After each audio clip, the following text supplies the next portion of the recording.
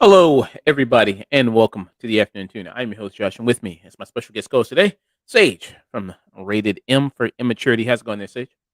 Hey, doing great, man. How about yourself? Pretty good. Got a good show for you people today. Going to be discussing a couple things, then some news, then head out of here, and then raid somebody as always there. Got some good people on we could raid right now. Meanie Portable's on right now. I believe she's watching Raw right now, I believe there. So there's that. Rini Goddess is on right now. Yeah. And then I know probably going to see a lot of people be playing that Call of Duty Black Ops 6. A lot of people are going to be playing that. Mm. So that's going to be coming out pretty soon there. So a lot of people are going to be doing that. I know that's not your thing. I ain't really into the FPSs there, multiplayer games, but yeah, all the kids are going to I like some single player FPS. I like the Wolfenstein Doom kind of style thing. But Yeah. So, yeah, that's going to be happening there. But yeah, got some good people we could rate after this stream here. What are we going to be reviewing today? Got a TV show review. Going to be reviewing The Penguin, the spinoff show about from the Batman film there.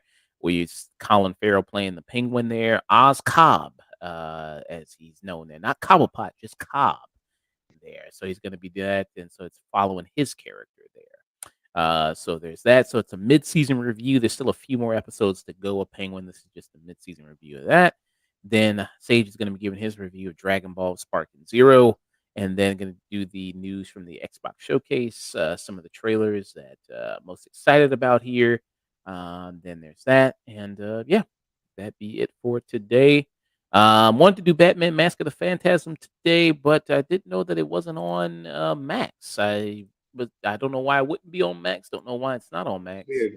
Because the Uh, Batman the animated series is on Max, right? yeah, the Batman the animated series is on there. I don't know. Maybe they That's just super took it weird. off just because I don't know to save money or something. I don't know, but yeah, expected to have it Physical on media for the win. there.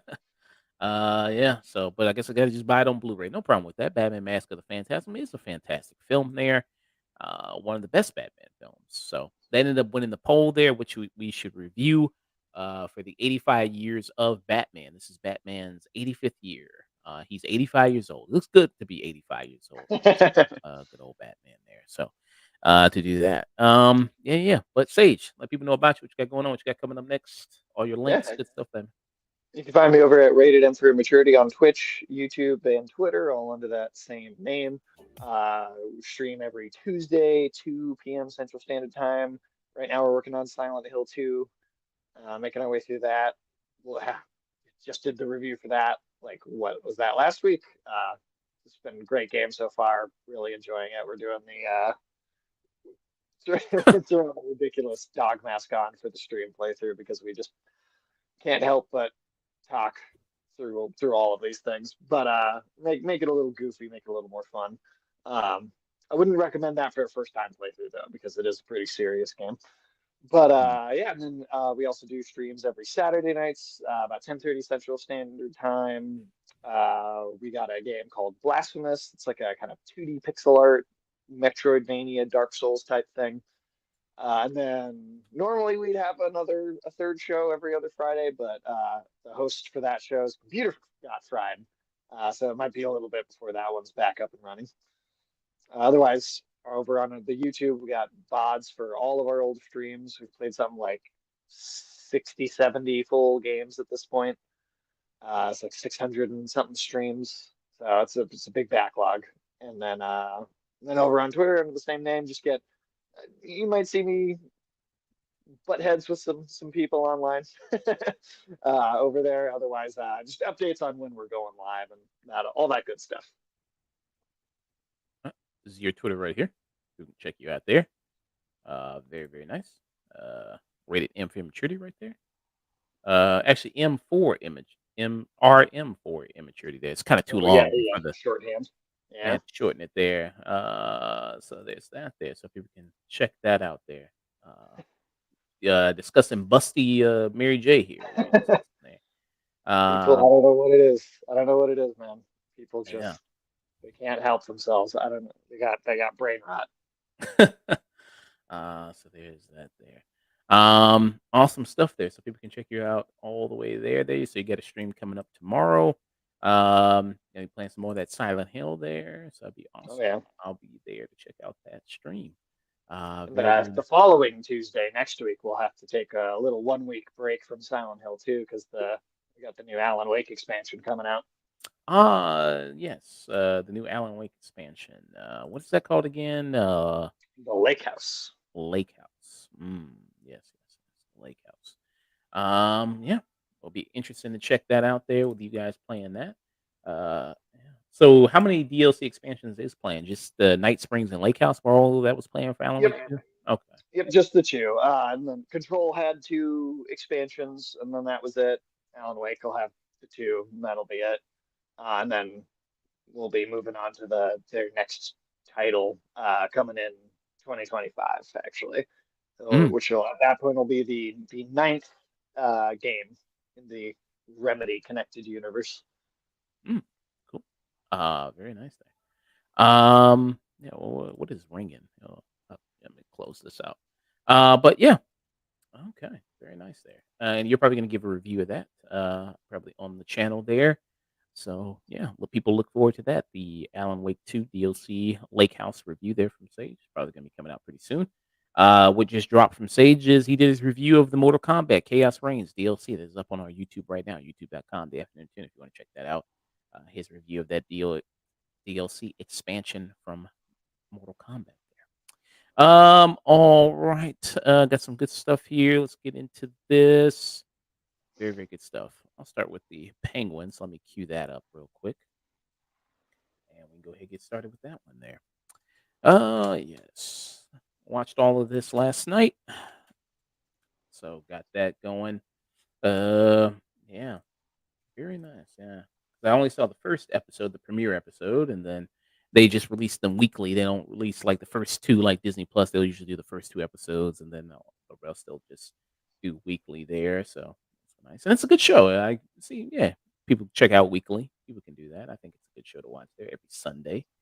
All right.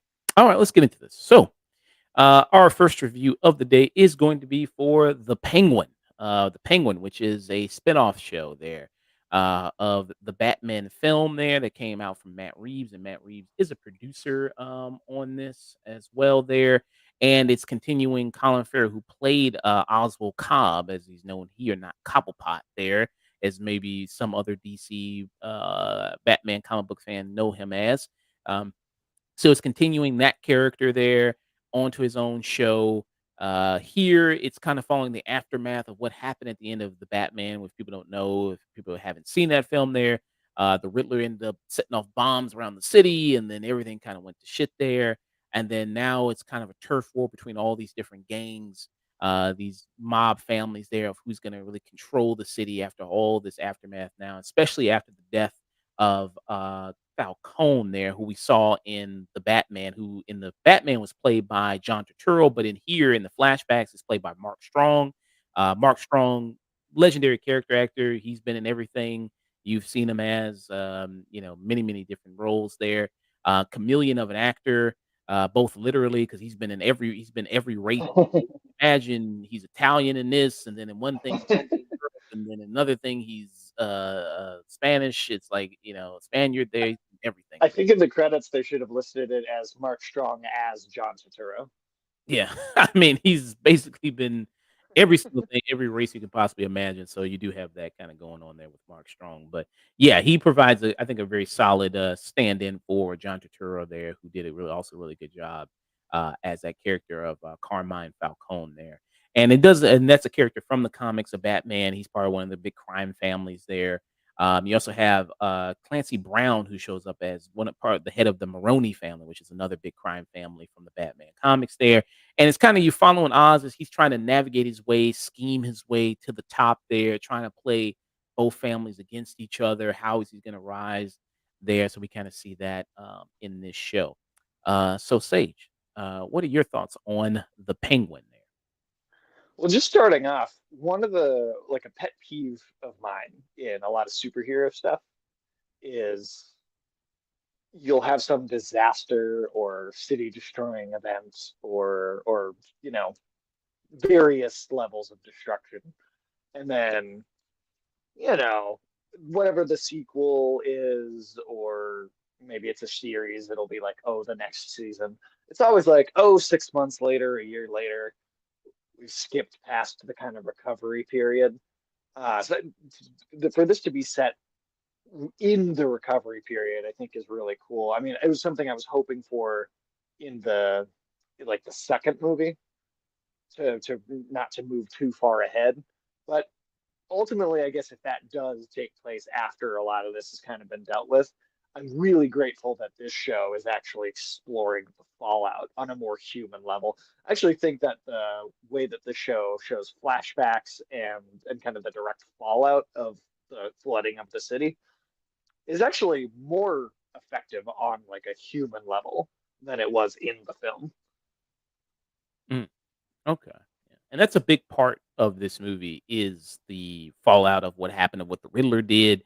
They mention that numerous times throughout the show about what he did. Not and if you're expecting Batman to show up, Batman is not going to show up. Matt Reeves said he's not going to show up in the show, so that's not going to happen. So you're not going to see that happen. Even Bruce Wayne, I don't think is going to show up. I don't think so. Robin Pattinson is not going to show up at all in the show. So yeah, so you got that going on, and so there's maybe one reference to Batman at the beginning of this show there at the very first episode, but that's pretty much it that you got there. But they do make a lot of reference to the Riddler, and it's like, hey, look what that crazy guy did, and did all this, and then with the character Victor, he actually lived in the neighborhood that was most affected by the bombs, and you see that when he goes back to his neighborhood there, and Victor is this kid that the Penguin kind of unwittingly, kind of takes under his wing there after one night there.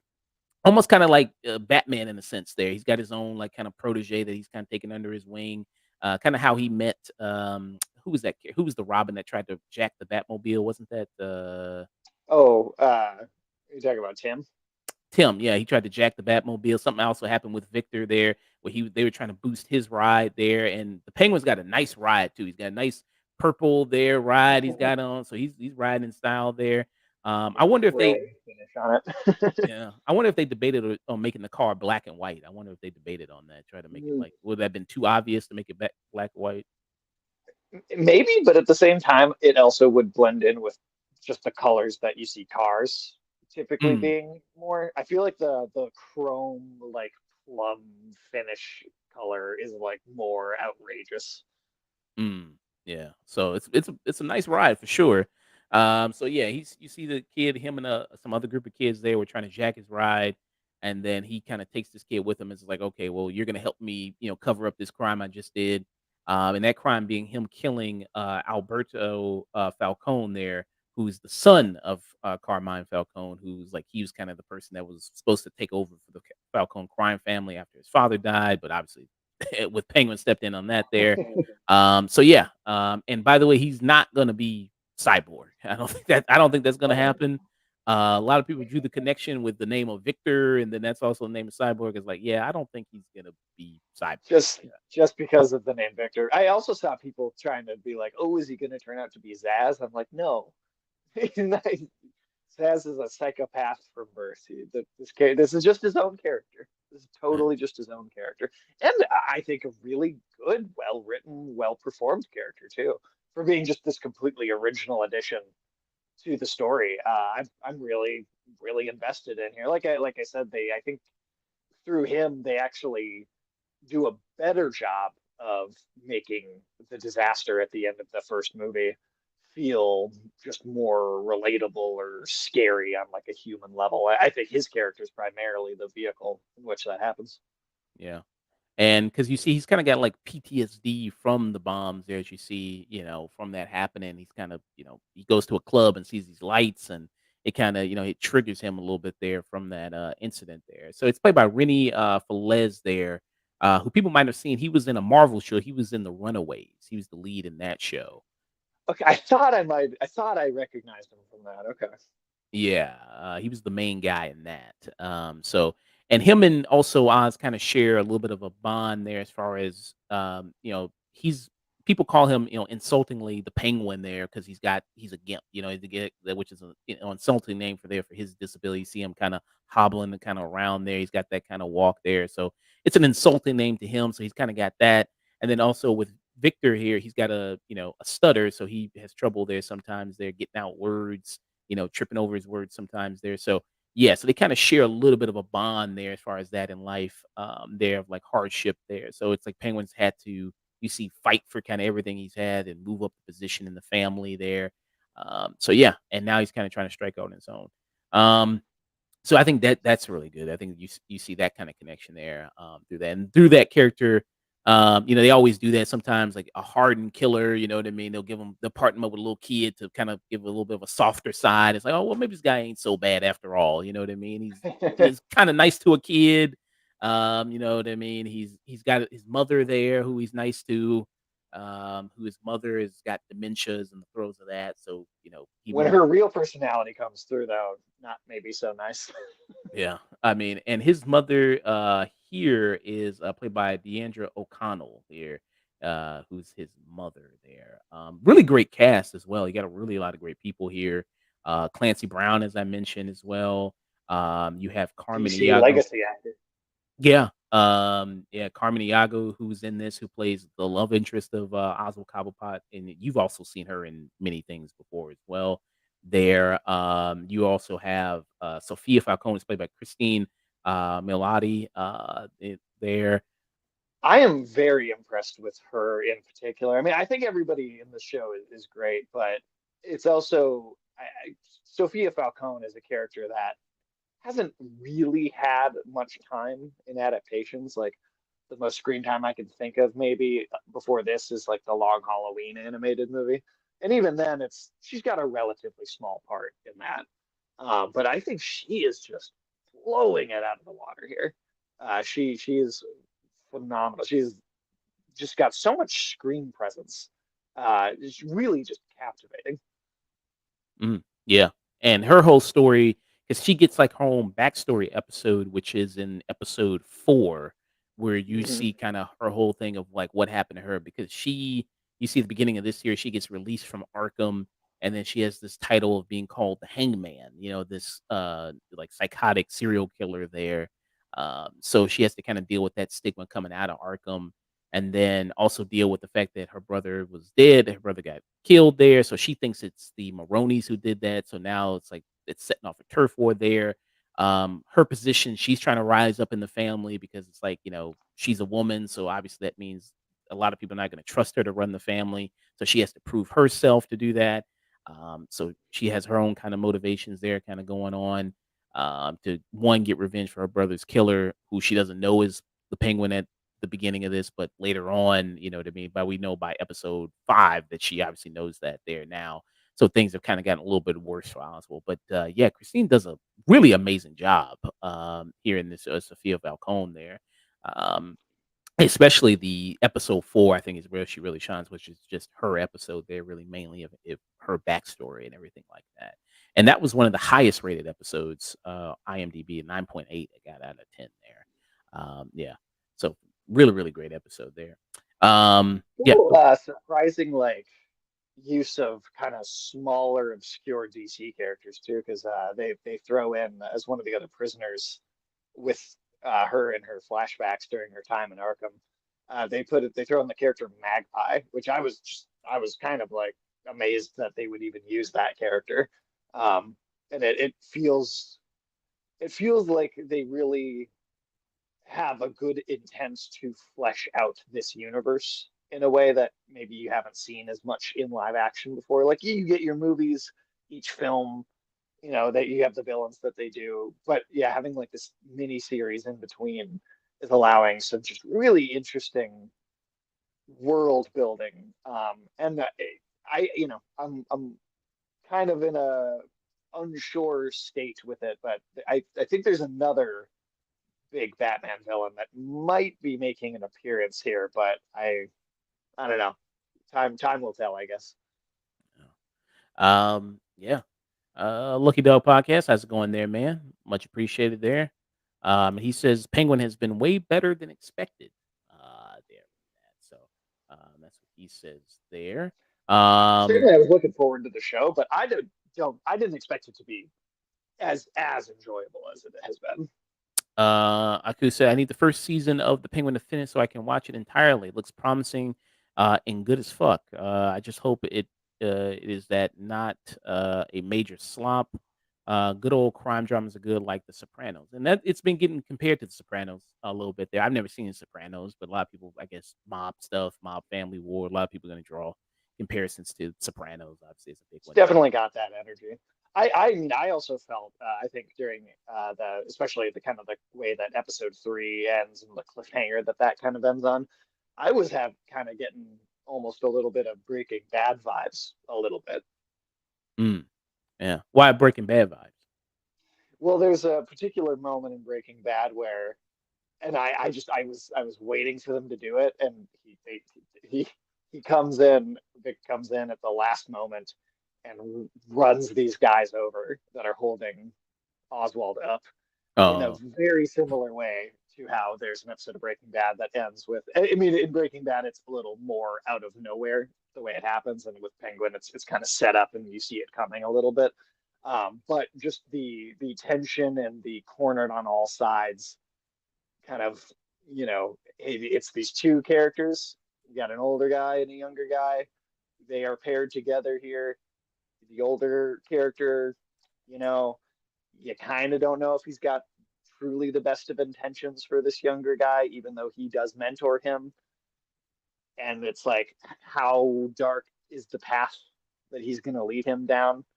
And then being cornered on all sides by these various gangs and then different groups. And they're also peddling drugs, right? That's the whole thing, is they're also trying to kind of make it big off of a new drug that they're selling here. So I'm getting a lot of notes of Breaking Bad kind of mixed in there as well. hmm, okay. See that a little bit there. And obviously, what really sells this show is the performance of Colin Farrell as the Penguin there, who I thought did really well in the Batman film there. So it makes sense why he would kind of get his own show there, and especially following, kind of more of the crime in the city kind of going on. And a lot of this, they said, I think at the end of this show is supposed to lead into Batman 2, because I think Batman 2 is supposed to take place like a couple of weeks after this ends. I think it was. I think it's supposed to be like within the same week that this ends. Or Okay. it's like right after, because the Batman movie takes place right around Halloween, right? And then this is in November, and so it's supposed to be like early winter, I think, when the Batman 2 starts. Mm, yeah. Yeah, it's supposed to be, yeah, that's the theme for Batman 2, is kinda early I winter-ish. wonder what villain that could imply. I don't know, maybe he'll throw everybody off, bring in Bane or something like that. He's like, "Oh, you expect Mr. Freeze, bring in Bane." Bring in Get Calendar Man. Captain Cold from the Flash instead. Yeah, Captain Cold, somebody like that. But yeah, it's Well, it's funny you interesting. should mention Calendar Man there, because I'm kind of on the fence if I think that this character might be, but as we know, Matt Reeves likes to kind of mess around with like last names a little bit and maybe not keep those 100% the way they are, maybe to make them less like obvious. But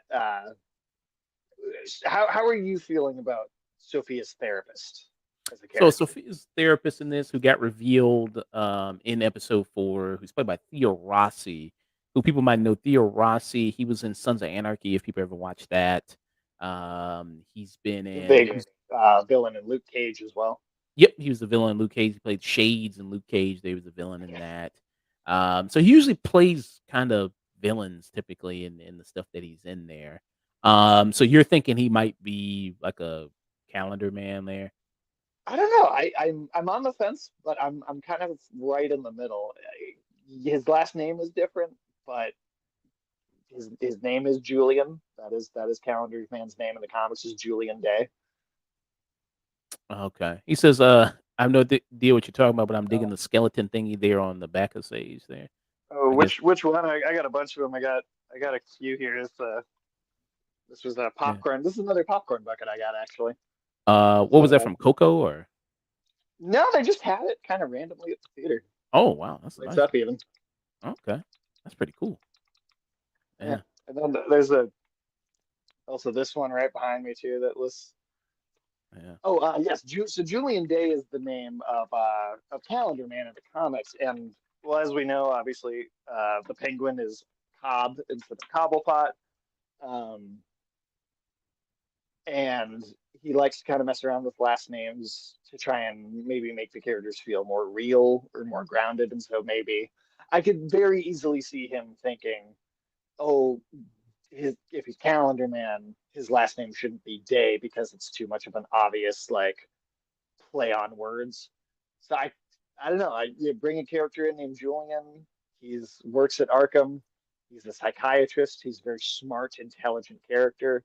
Um, and then the other thing too is there's notes of some of the Calendar Man stories in the comics here, where in particular the stuff with Sophia Falcone and this idea of the hangman killer that she was put in Arkham for being accused of being. Now it's very it seems like the show is pointing towards Carmine, right? Her father having been this killer, and having kind of framed his daughter for that when she started moving against him. But I could easily see, especially because that's only in the first half of the show, that they're kind of pointing the finger at Carmine. Hmm. I could easily see there being more to it. And the kind of hangman killer motif is reminiscent of some of the kills and killings that Calendar Man has done in the comics. So I don't know. I'm kind of on the fence. I think it could totally turn out to be him or totally not. I think it could really go either way. Okay, because Sophia Falcone in the comics, isn't she known as the Hangman, and she actually did commit crimes there? No, even in the comics, that was something she was framed for, I believe. I don't 100% quote me on that, but I believe that it was a frame job even in the comics. Okay, it was a frame job even in the comics. Okay. Um. So yeah, cat in the house. They Echo said the cat walking by there behind Sage there. Yeah. So yeah, you got that kind of going on, and then you've mentioned kind of like the Breaking Bad element of it, and then we saw in the preview of it, like they have the new drug out in the street that is gonna hit there. So I guess it's gonna move on. I forgot what do they call the new drug? Do they have a name for it? Ooh. Because They did have a name for it, and it's like grown out of mushrooms, right? yeah, because the drops is kind of like the drug slang that they have in this Batman universe that all the people are taking. They call them dope heads, and they call them drop heads. They call them drop heads. The drug is called Bliss. Bliss, okay. So you kinda got that. So Bliss is and then it's like this red type kinda thing there you saw in the preview that I just played. Yeah, so it's like even there, kinda like because Breaking Bad had like the blue, crystal meth there. Yep. They had that kinda going on. So he's even that element there of like this new drug on the street that's gonna hit the streets and we're gonna make all this money from it. And that's kind of the big thing there. And a lot of all these people are gonna buy it up. And then you kinda got that element as well with this. And yeah, I mean, Colin Farrell does such a great job here as the Penguin with this, how he's able to lie so effortlessly, and then how he's kind of playing this game between all these different families there, trying to keep your story straight. And just He's turning on a dime too. Like he's so quick on his feet, he's able to just immediately just flip. yeah, I mean, he's that good, and he's come so many times close to death, so many times in the show there, that it's just always amazing. Of like, yeah, how is he kind of going to get out of this one? And if nobody's ever heard before Colin Farrell's performance there as the Penguin, here's a little bit of it right here, just in case people get a sense of it and what he does, kind of with the voice and that everything like that.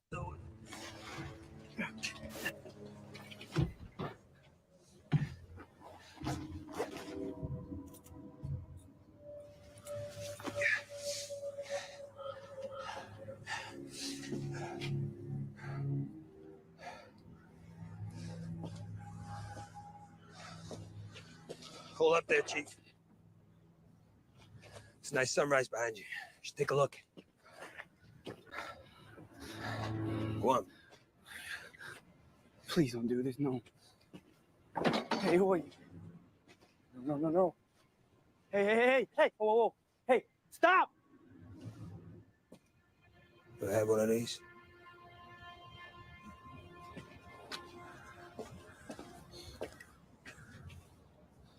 Yeah.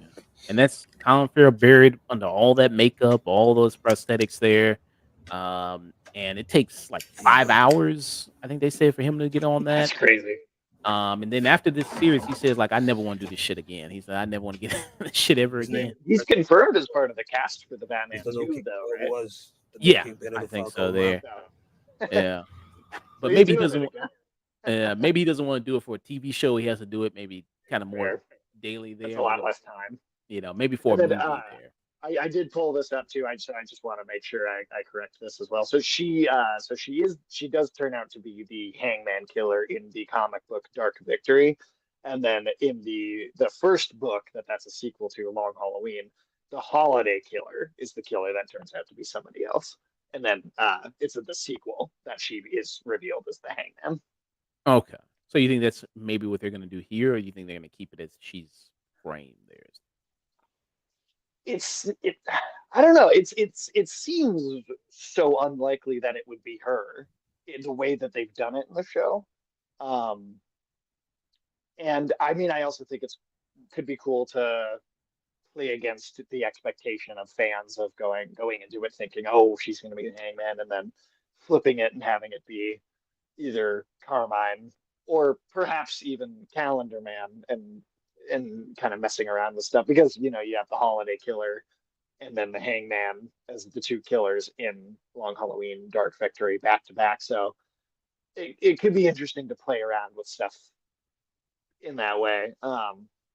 You don't necessarily need to stick to every detail of the lore of the comics. I mean, these are like 80, like I said, 85 years. So to see just a straight adaptation isn't totally necessary. You can mess around with things. So right now, I don't think she's going to be the killer, but I don't know. We'll see.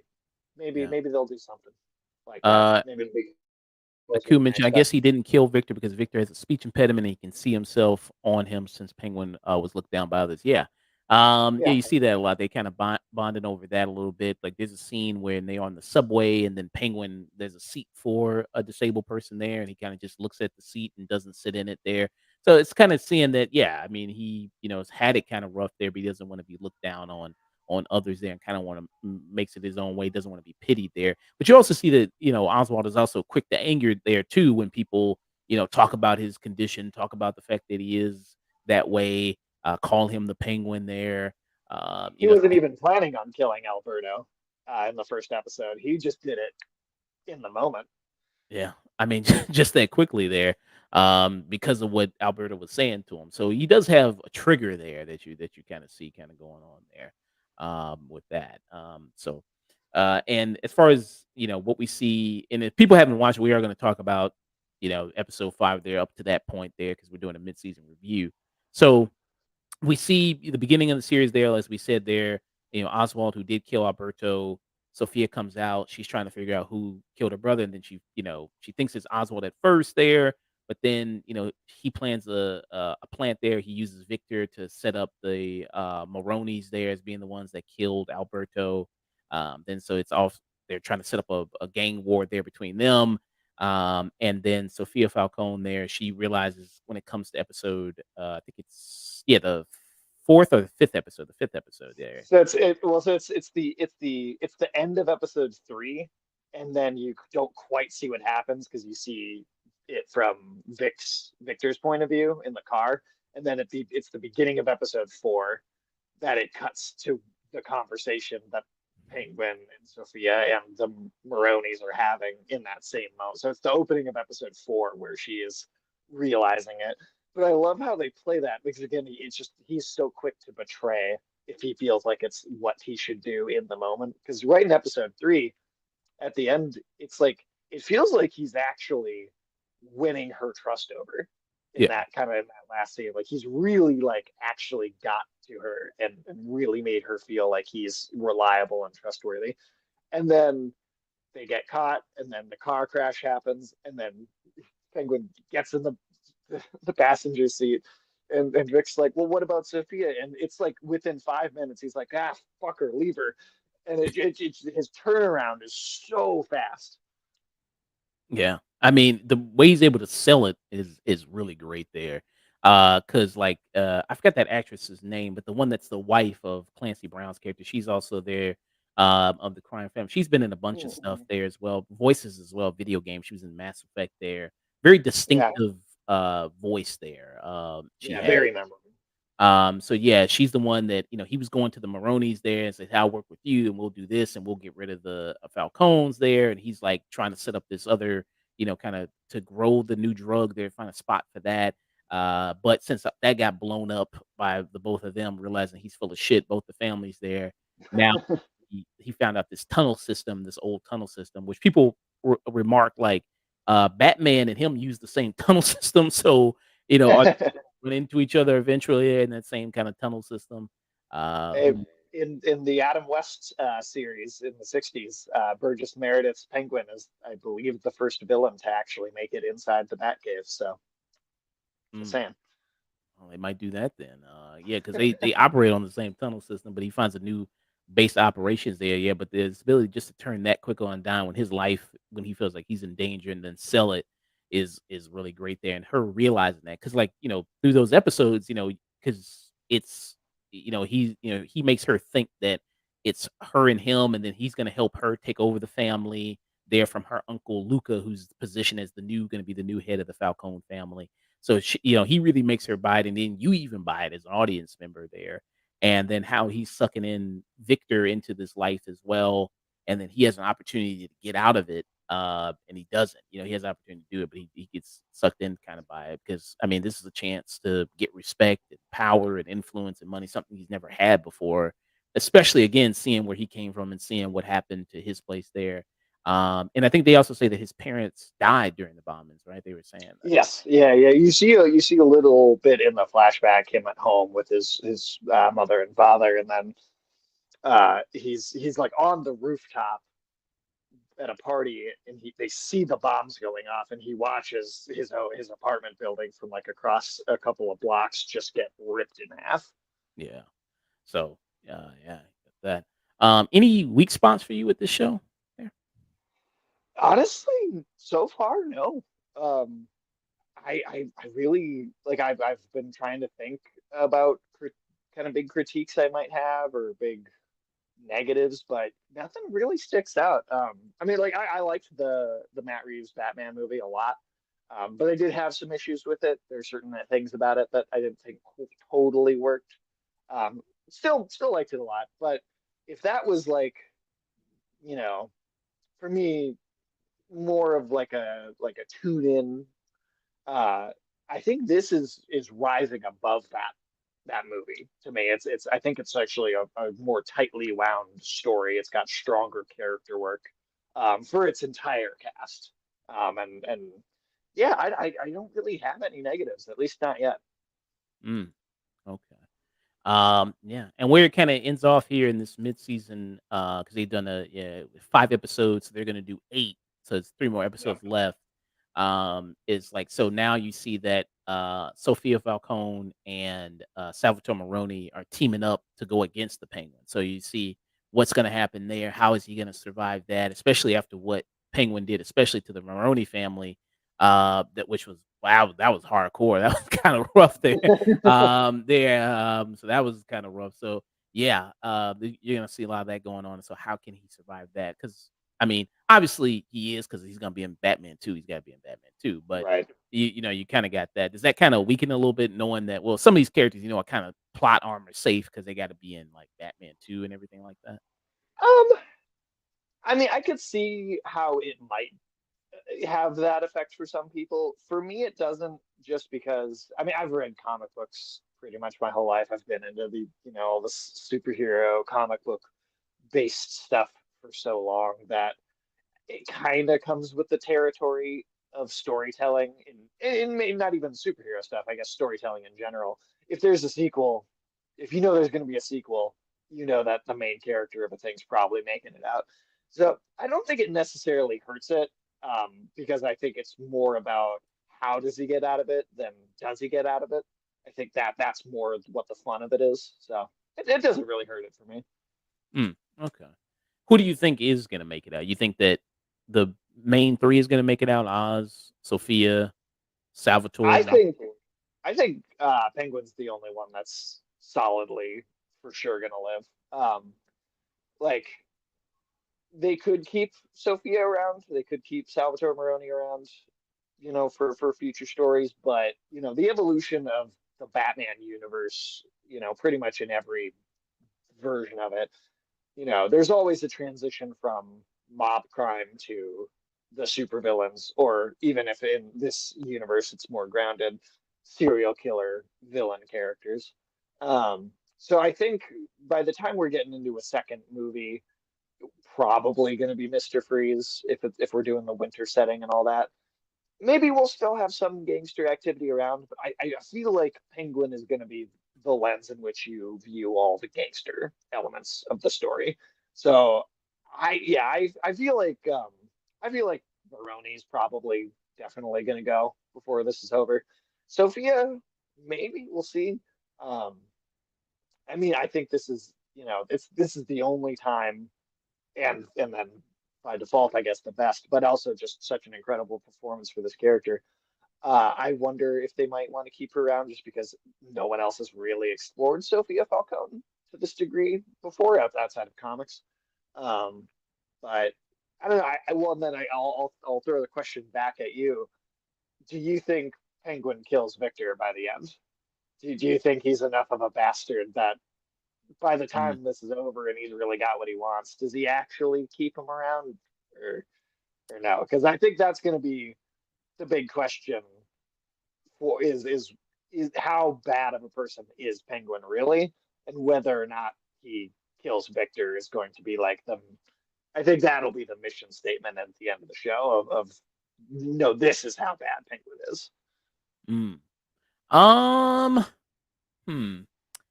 I'm gonna say maybe Victor lives because I think the point of Victor and his character maybe is to show how evil really corrupts there, and I think that's a part of it. So to see him become what Penguin was for the, Falcone family, there, it's like he started off as the driver. You see that it's like he was just Sophia's, driver there, and he got kind of no respect there, and he kind of built his way up. And I think it's gonna be maybe a little bit like that, maybe where he sees that and he's kind of gonna maybe come up there in that way, and kind of do that. But I could also see where maybe not Penguin kills him, but he leaves him out to dry, like, he sacrifices him to, in order to save his own life. I could also see that there as well, kinda going on.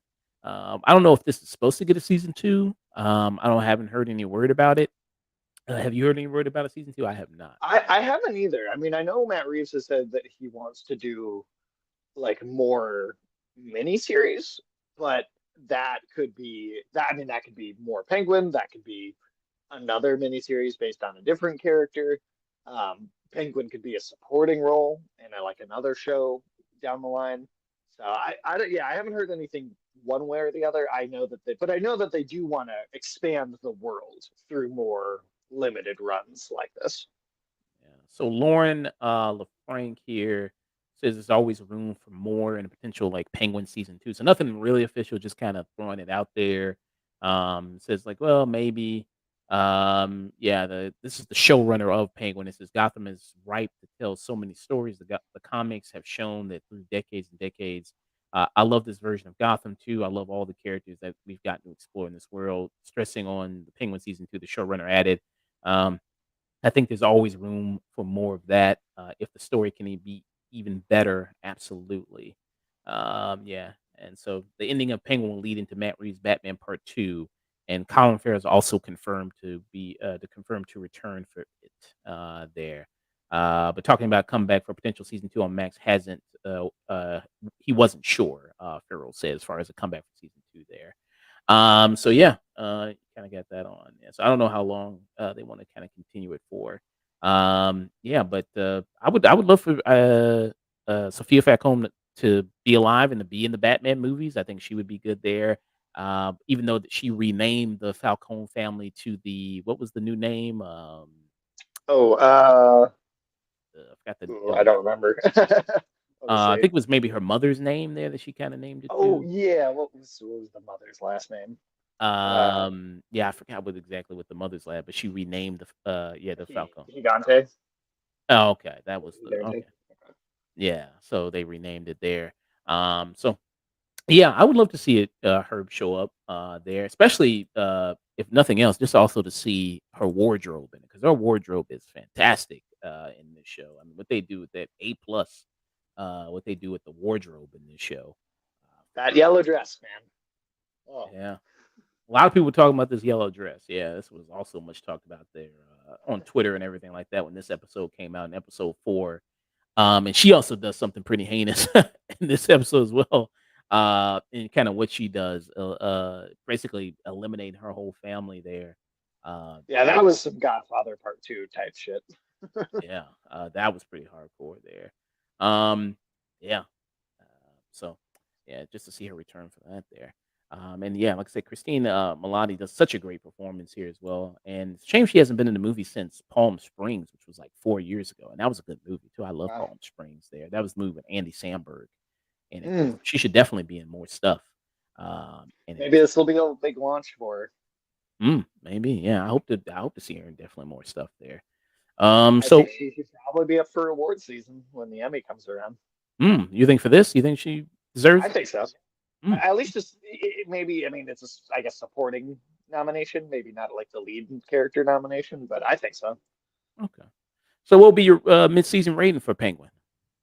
I guess the only reason I won't go to a This Is Cinema is I don't know how it's going to turn out yet, and I want to see it play out. But I'm going to give this first half a peek. I think this is some of the best TV I've seen in a while. I like I said after some of these episodes, it's genuinely the most excited I've been to see like the next episode of like a crime show since Breaking Bad was airing back in like 2007 to like 2013. I think from the character work to the script writing to the performances, also really great soundtrack too. I think the music in this has been fantastic. Like every song choice that like plays each episode out at the end, it's been a really good soundtrack. And then also, to just cap off my final thoughts, I think it's the most fleshed out we've ever seen the city of Gotham in anything.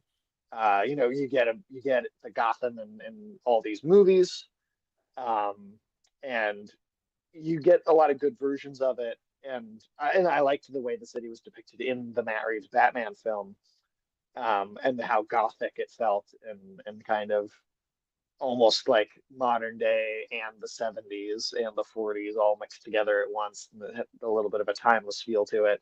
But this show just it feels like you just get to see so much of the city and so much more of regular people moving around in their day-to-day lives and the seedy underworld. Yeah, I mean, I think it's doing things that like no other Batman adaptation has 100% nailed stuff like that. Um, and yeah, I mean, I think it's hands down the best story about the Penguin I think that's ever been done. Mm, Uh, okay. Burgess Meredith being, I think, my runner-up favorite. Mm, okay. You, not Danny DeVito. Yeah, I like Danny DeVito, but Tim Burton's Mutant Penguin Man is such a different thing from from what the character is in the comics. Believe it or not, I really actually would say that the Adam West Penguin is a closer adaptation to the comic books than the Tim Burton one. Mm, I enjoy it. Don't get me wrong. I enjoy it quite a bit. It's just I don't. Sometimes it's hard for me to think of those as Batman movies and not just Tim Burton movies. You know. mm, yeah. Um, but yeah, I think Colin Farrell takes it as the best Penguin that we've ever had. And yeah, I think Burgess Meredith is the number two. I just finished. That's on the mind. I just finished watching all of the Adam West Batman very recently. So. What about the My Chemical Romance Penguin? What about him? You like? You know what? I'll be honest. That actor was probably the best part of that Gotham show. As much as I think that that show was not good, that actor was putting in overtime. So he was not bad. Still I would say Burgess Meredith takes it as at number two though. Mm, okay, very nice. I could see this Colin Farrell penguin biting somebody's nose off. I can see that with him. I can see it. They piss him off enough. Yeah. So yeah, you gave it a tune in there so far or Peak. peak? Okay, you gave it a I'm peak. giving it a peak. I'm only not going the 1 point higher just because I want to see how it plays out, and it's yet to be a totally complete narrative. But I mean, if it keeps up this quality by the end of the season, then it will be, and this is set enough for me. Okay. I give it a strong tune in myself. I enjoyed it. It's something good to watch week to week. I think there. It's something I go like, hey, if you don't even have to be a Batman fan to check this out. Like that's not really important to this. To know Batman lore or anything like that. Do you have to see the Batman to get into this?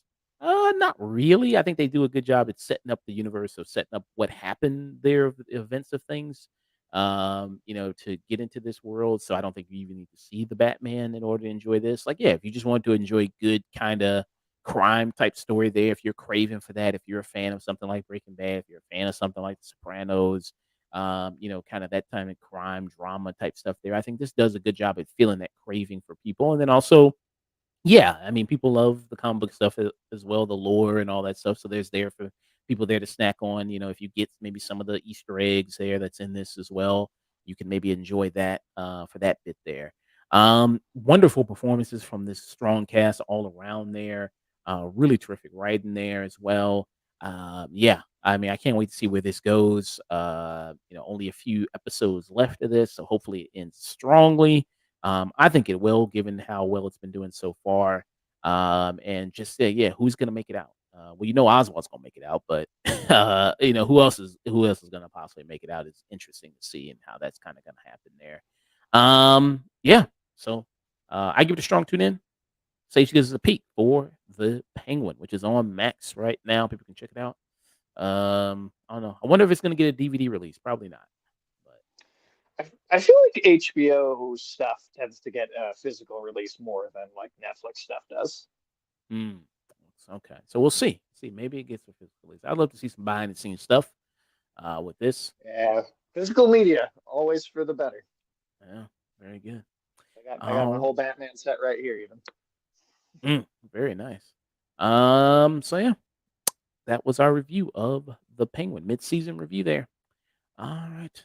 Let me cue up this Dragon Ball Sparking Zero. You can give your thoughts on that. Yeah. Uh Aku said money talks in the end, so maybe he doesn't like all that work around the makeup and suffering behind it, but maybe with being able to show his acting skill good enough, he's able to say, okay, I can look beyond the whole prep and that money being higher there.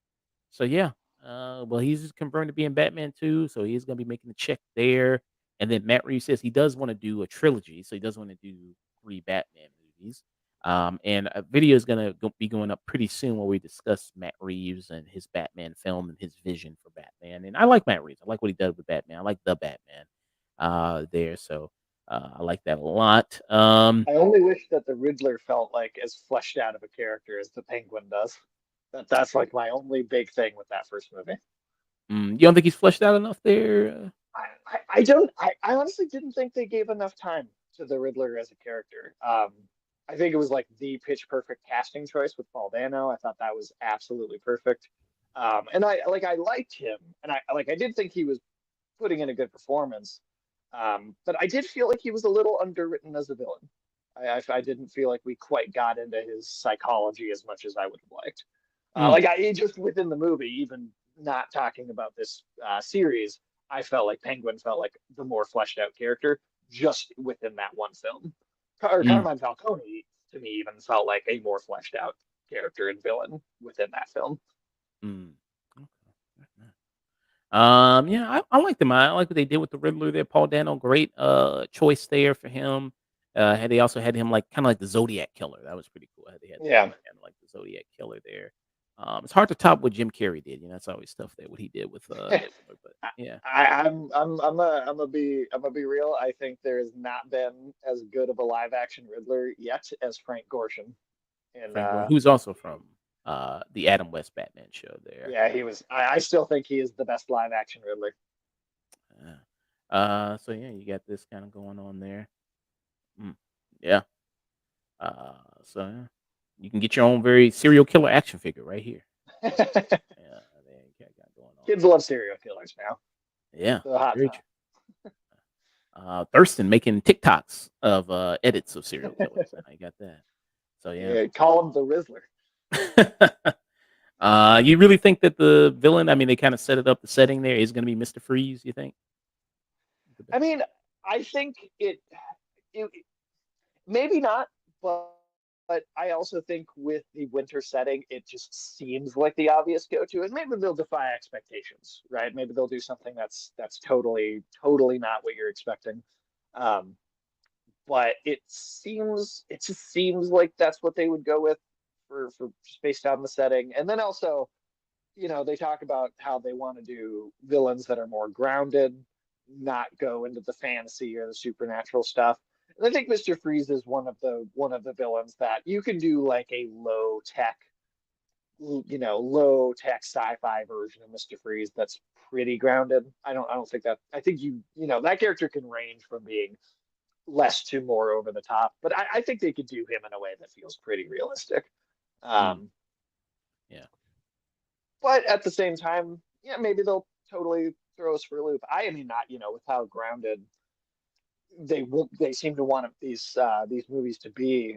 Um, I'd love to see a villain like Deacon Blackfire get his day in the sun to shine. That's one I've had a lot of conversations with friends about how I think that would fit so well into this particular universe. But then again, the other thing too is like when I think of like, oh, Mr. Freeze being like a kind of a sci-fi character in the first movie, those contacts that Batman has are like that's some sci-fi like futuristic technology. So like even that first movie, it's not 100% grounded within the real world. Like there is some sci-fi stuff going on in there.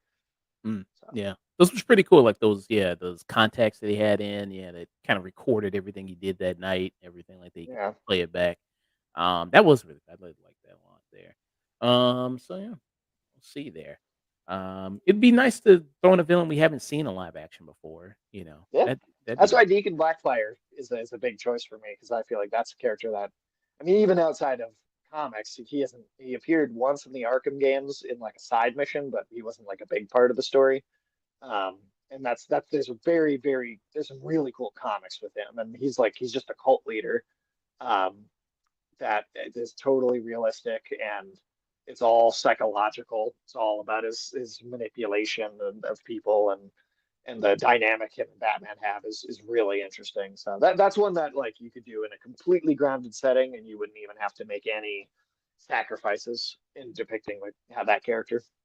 Hmm, all right. Let's get into this other review here. So Sage, is going to be doing a review for Dragon Ball Sparking Zero, the latest Dragon Ball game to come out. He's played it, he's beaten it. Sage, take it away. What are your thoughts on Yeah. Dragon Ball Sparking Zero? This is like one of those games where like within 5 minutes of playing it, I had the Ratatouille experience, right? There's the from the end of that movie where the critic tries the food and it's like sends him back to his childhood. So the last one of these, so this is actually technically the fourth game in a specific series that was called Sparking in Japan way back in the day on the PS2 and like the Wii that these games came out. But in the West, it was Budokai Tenkaichi. It's one, two, three. I think the first one was only on PS2, and I think the second and third one were PlayStation 2 and the Wii. So I mean, I was one of the kids. I had the Wiimotes, you physically doing the comic on your living room to make the controls work. And this just brought me right back into that. This is a big 3D arena fighter, right? So unlike something like Dragon Ball Fighters from 2018, where that's like more of a traditional side to side 2D fighting game. This is like these, big, huge maps. You're zipping around the environment. You can destroy just massive portions of the area, or you can even turn it into a completely different area with a big enough, powerful attack. Um, and it's definitely like if you are looking at this to come into it like mechanically as like a fighting game. It's not going to be as complicated as like a Dragon Ball Fighters or a Mortal Kombat or a Street Fighter. Arena fighters tend to be on the simpler side. There's like you have an attack button, like energy blast, and then you got your special moves. You pull up with a trigger button, and then you hit those same two buttons to do your different specials. So it's a very simple game, and it can be a game that is very easy to kind of cheese in terms of the mechanics. But I will say it does actually have a little bit more going on than the original three games from back in the day. And what makes this different from those is there is a slightly more complicated system of counterattacks in this game. So there's two different versions of a counter here. One of them uses your energy, one doesn't. But it is that like you disappear and vanish and appear right behind the opponent.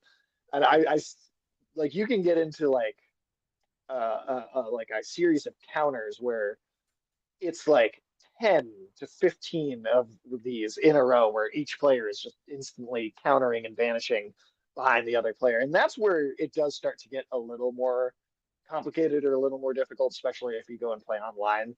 Like a lot of the matches are just people counter, counter, counter, counter, counter, counter. Like that's almost becomes the match at a certain point. Of course, you do run out of energy as you do it, so like there is a limit. It can't just go on forever. But it is amazing to watch some of these fights. Like they're cinematic looking. Like they really have this very larger than life, very cinematic presentation. A lot of the special moves have like kind of little cutscenes as you do them, and even special cutscenes that'll trigger if you use a certain move against a certain enemy, or if they have a certain amount of health, it'll trigger certain. So there's a lot of like little details like that, trying to replicating moments from the show.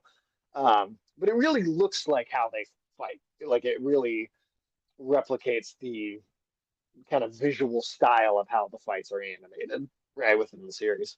Now, like I've mentioned on a couple of reviews before, I'm not the biggest fan of like the actual anime, but I have been a pretty big player of the games since I was a kid. So I played probably maybe missed one or two, but I've played most of the Dragon Ball games that have probably come out at this point, at least on consoles. And Dragon Ball Fighters is kind of the king of like the 2D style. This is kind of, I would say, takes that same title and role for the 3D style games.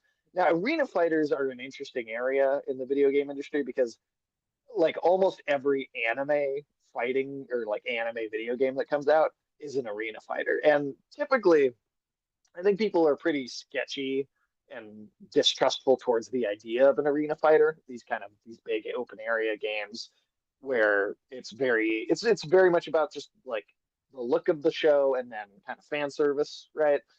And most arena fighters, admittedly, I don't think are very good. As a genre, it's generally just one there's not a lot of effort put into. It's something that kind of tends to get by on iconography and just kind of simple fan service.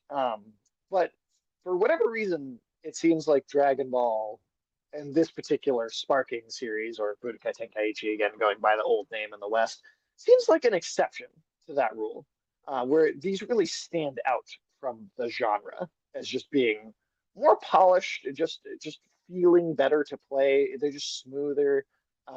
In terms of like the performance of this game, I really didn't have any issues. It was very smooth, very fast. I mean, it takes like 2 seconds to get into a match. There's so many particle effects and things exploding and the environment coming apart on screen pretty much all the time. But the game never slows down. The frame rate never drops. Like it's very smooth. It runs very consistently. And then that's also to bring to just how much this game has in it. I think it launched with 180 playable characters. Yeah, 182. Yeah. So, I mean, that is a massive roster. I mean, and you do have some characters that are like doubles of each other that play a little similarly. But I'll also say this game versus the first three, I think this actually differentiates the characters the most out of any of these games. Though especially like the old ones on the Wii and the PS2, those really would feel like, okay, there's probably it's still a lot, but there's probably 50, 60 of these characters that feel truly different. And then there's probably like 50, 60 that feel like clothes. Here, I think it's probably more like only 20, 30 of the characters start to feel like clones or start to feel like repetitive of how other characters play. So I think they've actually impressively improved how different everybody feels. Instead of it kind of being like, yeah, it's the same basic thing, you just have a different skin on, or it looks a little different when you use a special attack. They've actually done a better job at making it. I feel like I actually have to play the game a little differently depending on what character I am. So that's a big improvement, which to me puts it over as the best in this franchise, at least so far. And there's going to be a bunch of DLC too, so there'll be a bunch more characters. I'm hoping for more stages. That's one criticism I will say. I don't think there is as many stages, like levels, environments in this game as there could be. I remember playing the older ones, and there were so many levels and different areas that they'd pull from. Even like all the non-canon movies, like there are all these other environments that you could go into. And here it's like there's still a decent number of stages. It's not like a tiny number, but it feels like maybe a little underwhelming for just how many environments that this franchise has in it. So that's one thing that could be a little better. Hopefully they'll add to it over time. And then that brings me to probably the last like really big point is the story mode for this game, which if you played any Dragon Ball games, they've covered the story of the anime, at least a Cliff Notes version of it, like a million times in these different games. So you're getting that again here. And the presentation maybe isn't as grand or as impressive with the story mode as other versions. I've seen it done with a little bit more impressive presentation before. Here, sometimes you get some cutscenes that really have movement and really have more emotion on the characters. But there's also a good chunk of the story mode where it kind of feels like a bit more of a slideshow. We're just covering like, all right, character, dialogue card, dialogue card, dialogue card, maybe like a 30-second cutscene of something, dialogue card, dialogue card. All right, now you're playing it. So that can be a little basic if you're looking for like the story part of the series. That's not really probably the best place to get that. But again, like I said, I think there's been so many games that have covered the story that at this point, it's like to me that seems like a last priority in how these games are done. Like I feel like that's the least interesting thing about them. But there's a couple things that are new here. Is one, it's the first game to do like stuff from the Super series, which I'm like kind of familiar with, like again some Cliff Notesy versions of it, but I'm not intimately familiar with the details. So there was some stuff that was kind of new for me, and some of the presentation is a little higher for that particular chunk of the game story mode, and maybe that's because it hasn't been adapted before, so they wanted to spend a little more time on it. But the best part of the story mode, what's the most impressive part, is they have this whole, they call them sparking episodes. It's this whole like what if kind of type scenario. So like just to give you an example, right at the beginning, like pretty much the first fight, when you go to fight Raditz, right in the first stage, you can turn Piccolo's help down and say, "Oh, I don't want you to come with. Don't help me." And then you can go fight Raditz alone. And if you manage to actually like win the fight within like a certain amount of time, it'll offshoot you into like a completely different series of missions. It's like a what if storyline where it just totally changes the trajectory of what's happening and what characters are involved with what fights. Like you can if you do that, you win that fight with Raditz, Goku doesn't die, so he is not training in the afterlife. So when Vegeta and Nappa show up a year later, he's just alive, so no one dies. He beats them by himself. Then Frieza ends up coming to Earth instead of them going to Namek at all. So like you still get a certain, there's still the same characters and still some broad elements that play out somewhat similarly, but like the setting will change, who's on what side will change, what characters are involved will change, who's dying will change. And that's actually probably the most fun part of the story. And I think this part where there's the most cutscenes and the most presentation is in these kind of what if scenarios. And there's a bunch of them too. And then the story is also set up where it's like you have Goku story mode, and then you have Vegeta's story mode, and you have Gohan's story mode, and Piccolo's got a story mode. So you have all these different story modes. You have to work your way through one at a time. Goku's is by far the longest. And that also means he's got the most of these what if scenarios. So there's like a good like 6 or 7 points along his story where if you just do a fight slightly differently or win it within a certain amount of time, it'll just completely shoot you off into a whole another story mode with a whole different series of missions. That's a really, really cool element to this game. Okay. Yeah. So from what I heard with the what if story modes, I was watching one review, and they were saying that it really is it's an interesting concept, but they don't do enough with it because they were saying like even though the what if scenarios give you like a choice and can branch off in a different path, they kind of just end up where the original story goes anyway. So it's really not that really fascinating there. Some of them do, but I think some of them do change the way things play out. I think in interesting. And the other thing is there's a lot of them, and there's like they're hidden too. So like they're not all obvious. Like there are moments when there's a choice given to you, right? Where it's like, oh, okay, let me see, let me make this obvious decision about, and then like we'll see how that plays out. But then there are other ones, like several that I managed to just completely by accident walk my way into by beating a fight like just particularly fast. And I was like, oh, I didn't even realize I was doing this, and then it just started setting me down another pathway. Um, could there be more done with them? I mean, sure. But I thought they did a pretty fun job. I would say it's as they do as good of a job with it as like the Marvel What If cartoon does. Mm, okay. Yeah. Yeah. Marvel what if stuff. Yeah. What if Yeah, it's yeah. silly and it's like not something to take seriously necessarily, but I think it's a fun thing. And if you've played so many of these games and you've seen this exact same story play out in video game form so many times, I think it's a nice and worthwhile thing to have in there just to make it feel a little fresh, a little new, and feel like you're not running through the exact same thing. Mm, okay. And you mentioned so this is big roster, but a lot of people also mentioned that a lot of that roster is bolstered by a lot of the variations of the different characters. So like there's Goku, there's base Goku, there's Super Saiyan Goku, the Super Saiyan 2 Goku, 3, there's Gogeta, Vegito, there's Ultra Instinct Goku. This is all these different variations They of even got the GT versions in too. the GT versions as well there. And you mentioned so they all play kind of differently from each other. I don't think I would say more so than the old games. Like okay. in the old games, it was like these characters were just straight up clones, and they have a different colored energy beam, and they look like the character's costume or skin looks different. I think here, like some of them still play the same. Like there's still characters that do have that feel to them, because again, it's 180 characters, and it's probably a little unavoidable that some of them are going to feel repetitive of each other.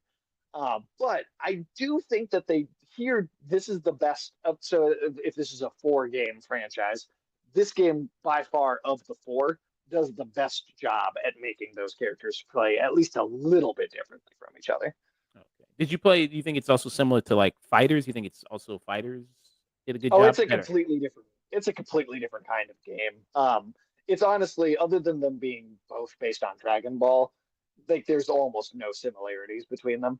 Whereas like Fighters is a true like to me, Dragon Ball Fighters is like the kind of true successor to the like Marvel versus Capcom franchise. And the characters in that game, even though like yeah, you'll have a bunch of different Gokus, in that game, they truly all play completely different from each other in fighters. Like none of the characters play the same. It feels like loading up a Mortal Kombat where like everybody plays differently, or a Street Fighter where everybody plays differently, or a Marvel versus Capcom where like you there really is a even if it's a Goku and then another Goku, they they in that game they feel like 100% like different characters in terms of their move sets and how you have to play them. Like if you master one of them and then you pick a different one and you're like, oh, I'm good at the other one. I'll just play as one of these other versions and I'll be great. No, you'll get your ass kicked. That game is like, yeah, that game mastered having like multiples of characters and yet still making them all completely distinct. This game does not make them nearly as distinct as that does. But like I said, it's also just it's such a different style of game.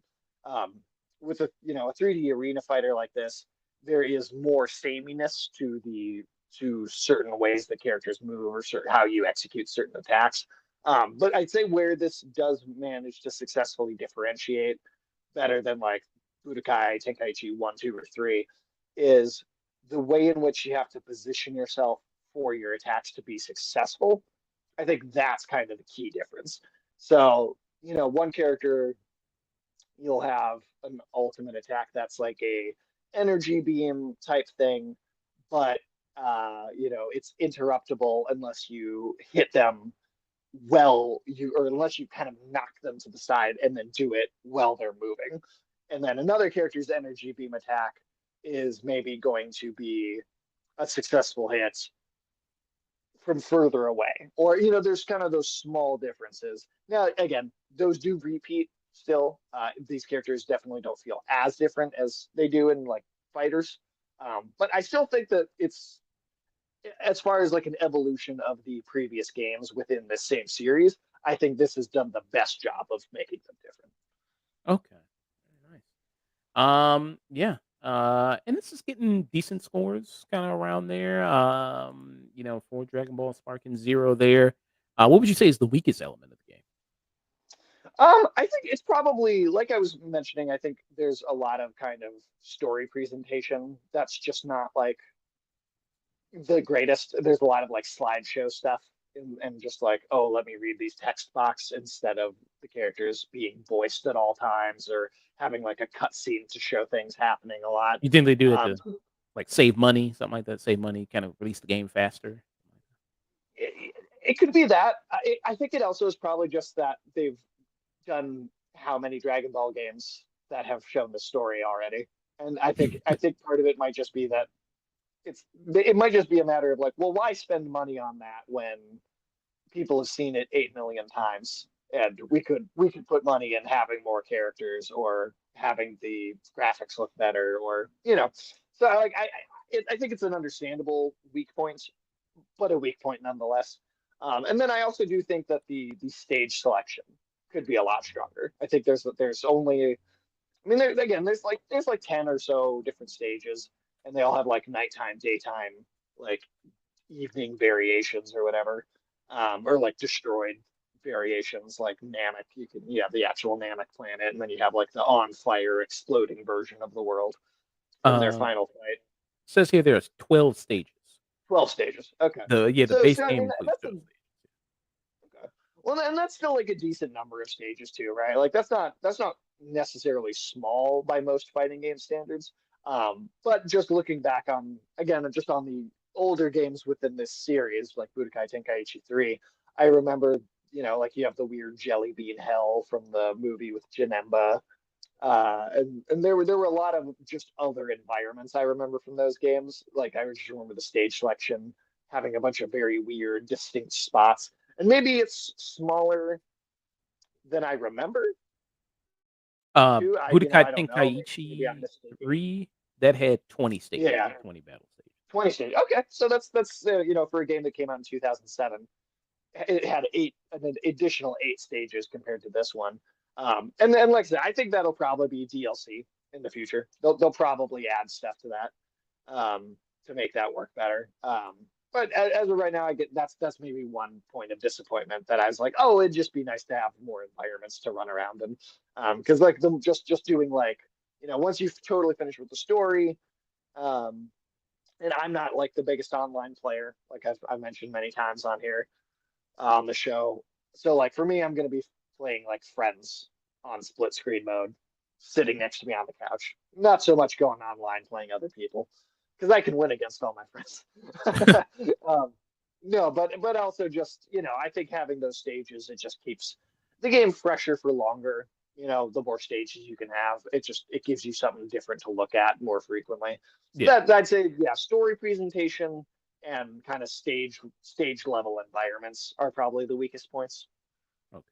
Some people were comparing also the look of the game to bringing up. We were talking about fighters a little bit earlier, and I love the way the fighters looked. I think they translate that anime style very well. But some people say that this game, Sparking Zero, looks better than fighters. What do you think? Um, Just comparing it It's because that was the last yeah, Dragon Ball game that that we was the played. last big Dragon Ball game.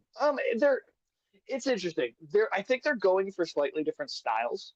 Um, like I think this game is going for a fully 3D look, like fully 3D video game graphic look, and I think it's the best looking like fully 3D look that a Dragon Ball game has ever had. But I think I still think Fighters maybe looks just a tiny bit better. But I also think I would say that Fighters is trying to show to make it look exactly 2D. Like Fighters is really trying to show to kind of almost trick your eyes into thinking you're looking at a 2D drawing. And so I think Fighters maybe I like just a little more in that aesthetic. But I think they're close. I think they're very close.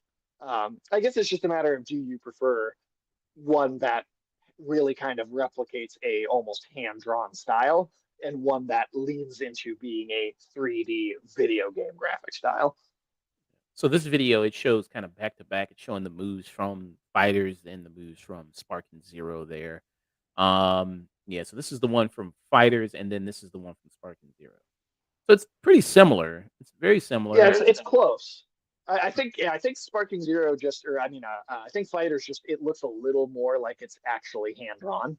Mm, You know, yeah. and then Sparking Zero looks a little bit more like, oh, that's a 3D video game model. They both look great, and I'd say they're very it's very close in terms of which ones like that are on a technical level. I think they're kind of right around the same level. But I do prefer the aesthetic of it mimicking like a hand drawn image. Oh, lost Sage there real quick. Oh, there we go. Cut out there. Yep, cut out for a little bit there. You were saying? I'm sorry. I was just saying, I think I prefer just the tiny bit like more kind of hand-drawn appearance that Fighters has, but they're very, very close. I mean, Sparking Zero might have better graphics, like overall, just more particle effects, higher resolution. Mhm. But I think Fighters just being that kind of the fact that it looks like it's a hand-drawn image, I think just gives it a tiny edge for me. But it's a stylistic preference at that point. Yeah. I think both look good. Both look really good there. They're both beautiful. Both beautiful women. Yeah. You know, why pit two bad beautiful women against each other? Both great. So big controversy with this game. Oh, Apparent, controversy. apparently, Hands, bro. You don't understand. I'm him. Oh. I'm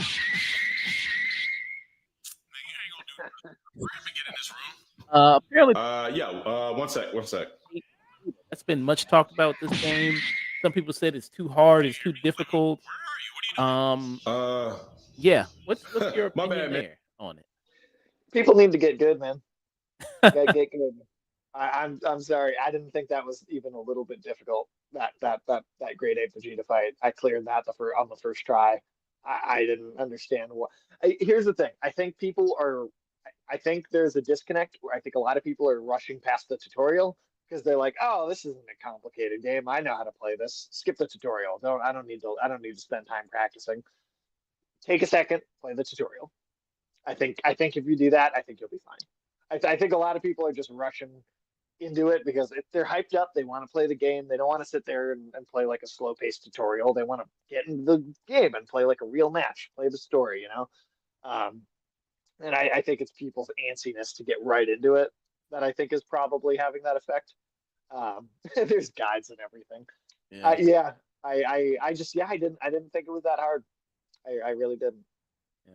Is there anything you think about that's slightly tricky about it? I guess. I mean, is this like is I it mean, his special move? Grade 8 Vegeta is like that. he's, That's I what's mean, he definitely like go. Well, see, okay, so here's the mistake. Going right up to him immediately isn't the smartest thing, unless you are really really good at the dodging. And so that's again where I'm like, just play the tutorial, learn how to do the counter attacks and the dodges. Because if you can kind of figure that out, I think that's the trick. Just figure out how to do the dodging moves. Like really get like decently precise with those. Because I mean, like this fight, like he does hit for a lot of health, right? Like if he actually starts grabbing you or hitting you a lot, your yeah. health will go down pretty quick. So it is like he does take big chunks off. I just think if you just take a few minutes to play the tutorial, I don't think it's that hard to avoid his attacks in the first place. Mm. Okay. Say says get good, people. With I get good, Dragon. man. I'm sorry. It's a get good on this one. I'm not normally not that guy because I'm like, yeah, everybody's got their own skill level, but I thought this was like very easy. There's some fights later in the story mode that I did think were a little tougher. There's during one of the what if scenarios.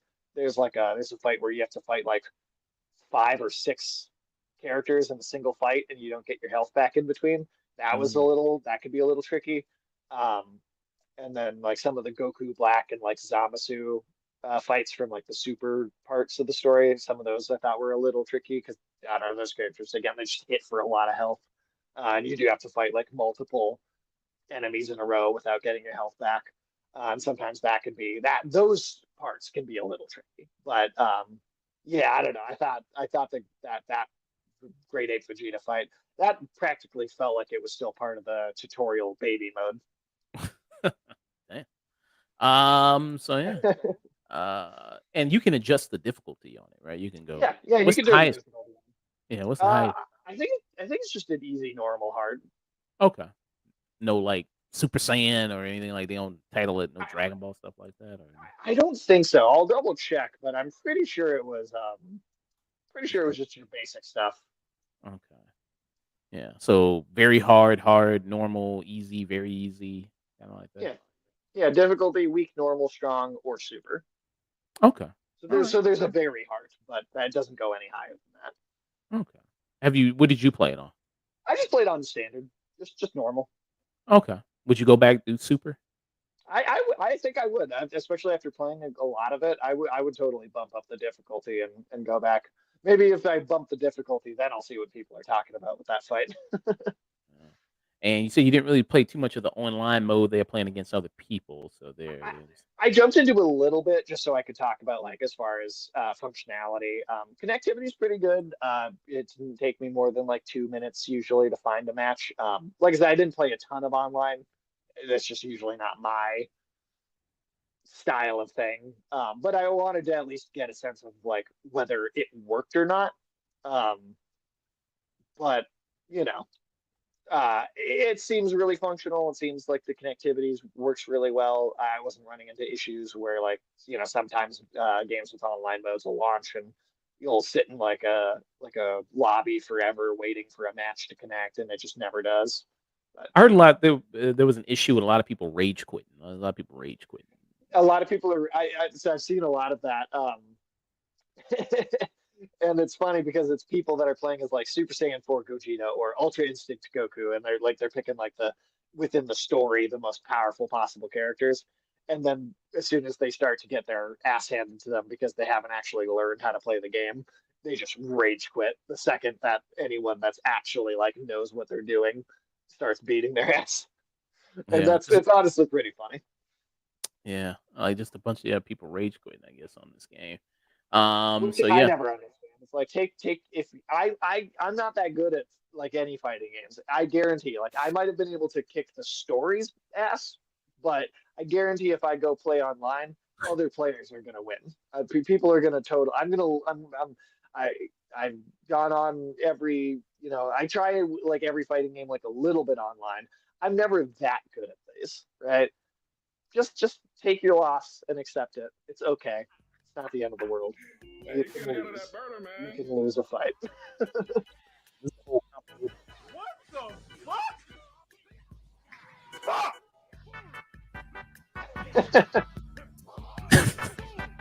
What the fuck is this ape ass nigga doing? Jesus Christ. But yeah, it's a whole compilation. People get Game. worked up, man. Yeah. People get really worked up over video games. I gotta admit, I mean, sometimes this some Mortal Kombat match that had me tight. I was like, because people spamming, and it's like, this shit had me tight, man. But yeah, very nice there. I can say a major rage quit compilation I've seen on Sparking Zero has been with the Ginyu guy. Oh, that's a funny one because you can do you switch bodies, right? So I've seen people go play with the Ginyu character and they will let like, oh yeah, like Super Saiyan 4 Gogeta, right? And they'll let that character pretty much get like win really, really close to winning. It's like Ginyu will have a single health point left, do the body change move, and then just like smack the other person once and win. So that's really funny. Uh, and then yes, the fighting games are such like that. You get your ass handed to you when you go on online after a Oh, story. totally. Yeah, Yeah. I've had that experience. I guarantee if I go online and play a bunch, I'm not going to win most of the matches. Most of the people are probably going to be way more skilled than I am at this, and it's okay. It's gonna be okay. So what would be your rating for Dragon Ball Sparking Zero here? Yeah, I mean, it's funny.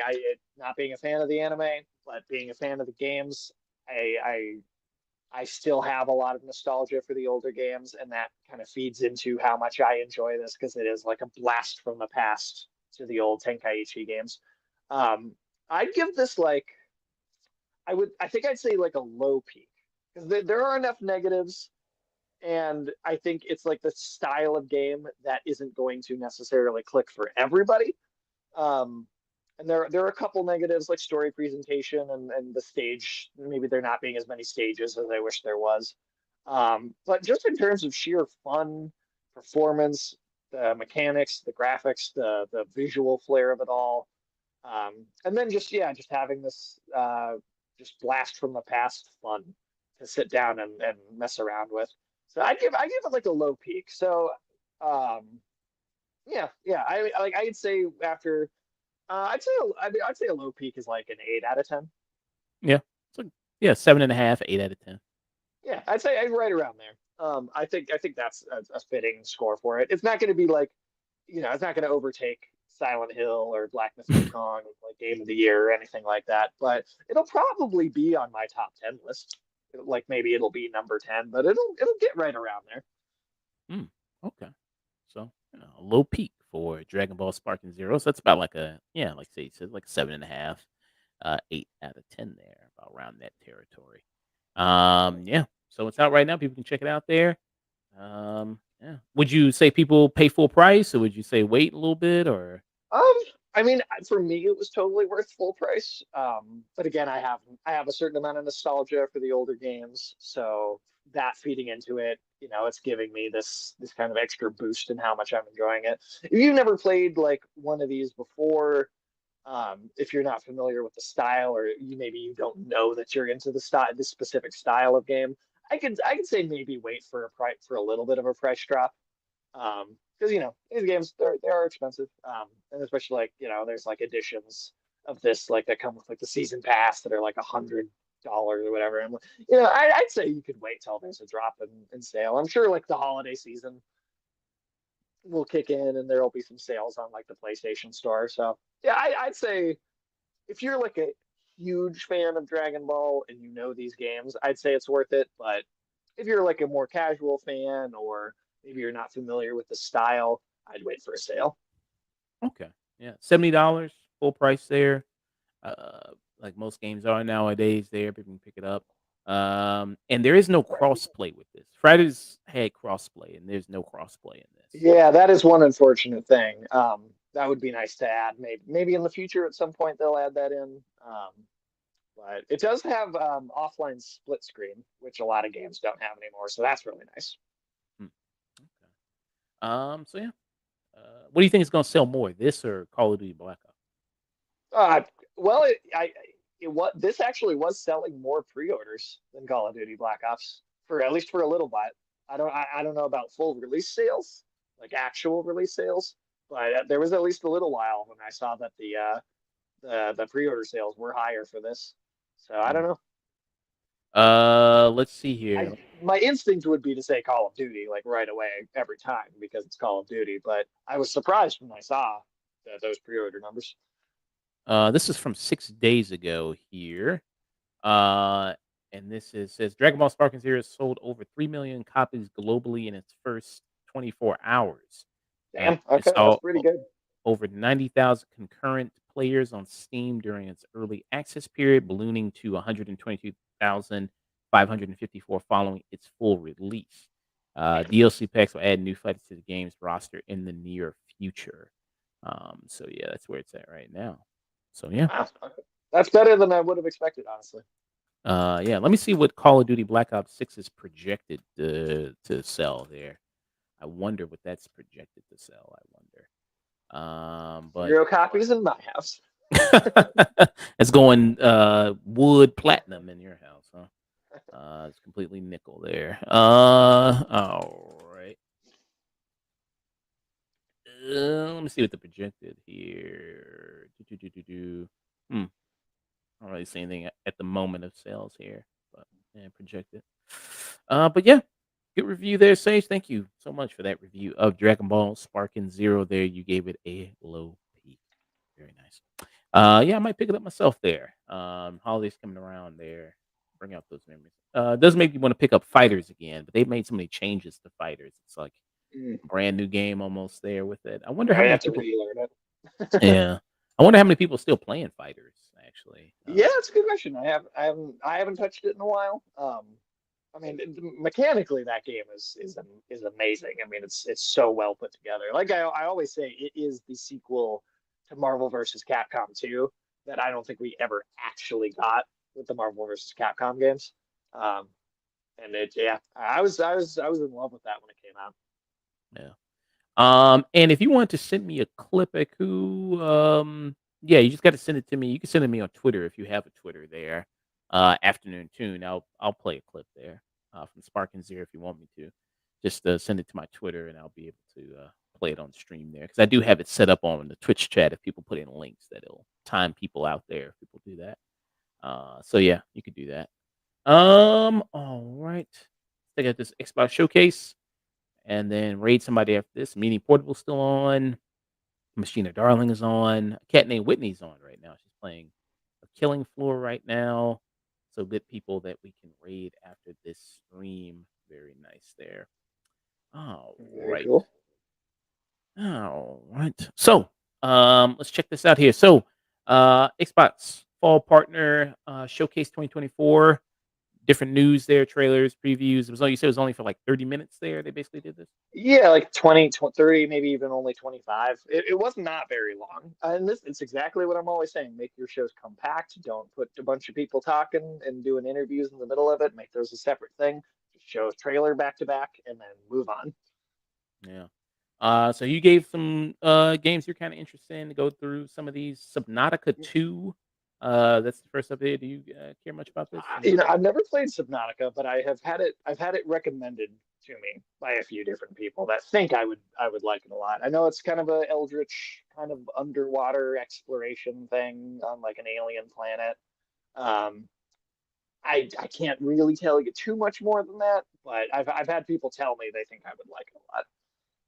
Since it's an open water survival game from the creators of the Subnautica series, play alone or with friends as you explore alluring biomes and discover fascinating creatures, craft vehicles, tools, and bases to survive this mysterious alien world. There that you have. I'm not the biggest survival game player, so I sometimes I'm a little skeptical of my friends who've recommended the first one to me, but we'll see. We'll see what happens. I'll give it a try one of these days, and if I enjoy that, I'll check out the second one. I know this was a big deal for a lot of people, though, as an announcement. Even if it wasn't like the one that lit me up the most, I know that there were a lot of people that were very excited about this. Okay, very nice. And it's just like a teaser trailer that you have with that one. FBC Firebreak. That was the big one that they ended the show on. Okay, let's check out the trailer for this one then. Let me play it.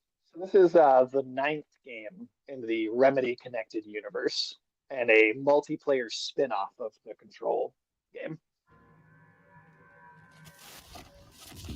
This place was always dangerous and weird. Policy and procedure used to keep us in control. But now, we need a new approach.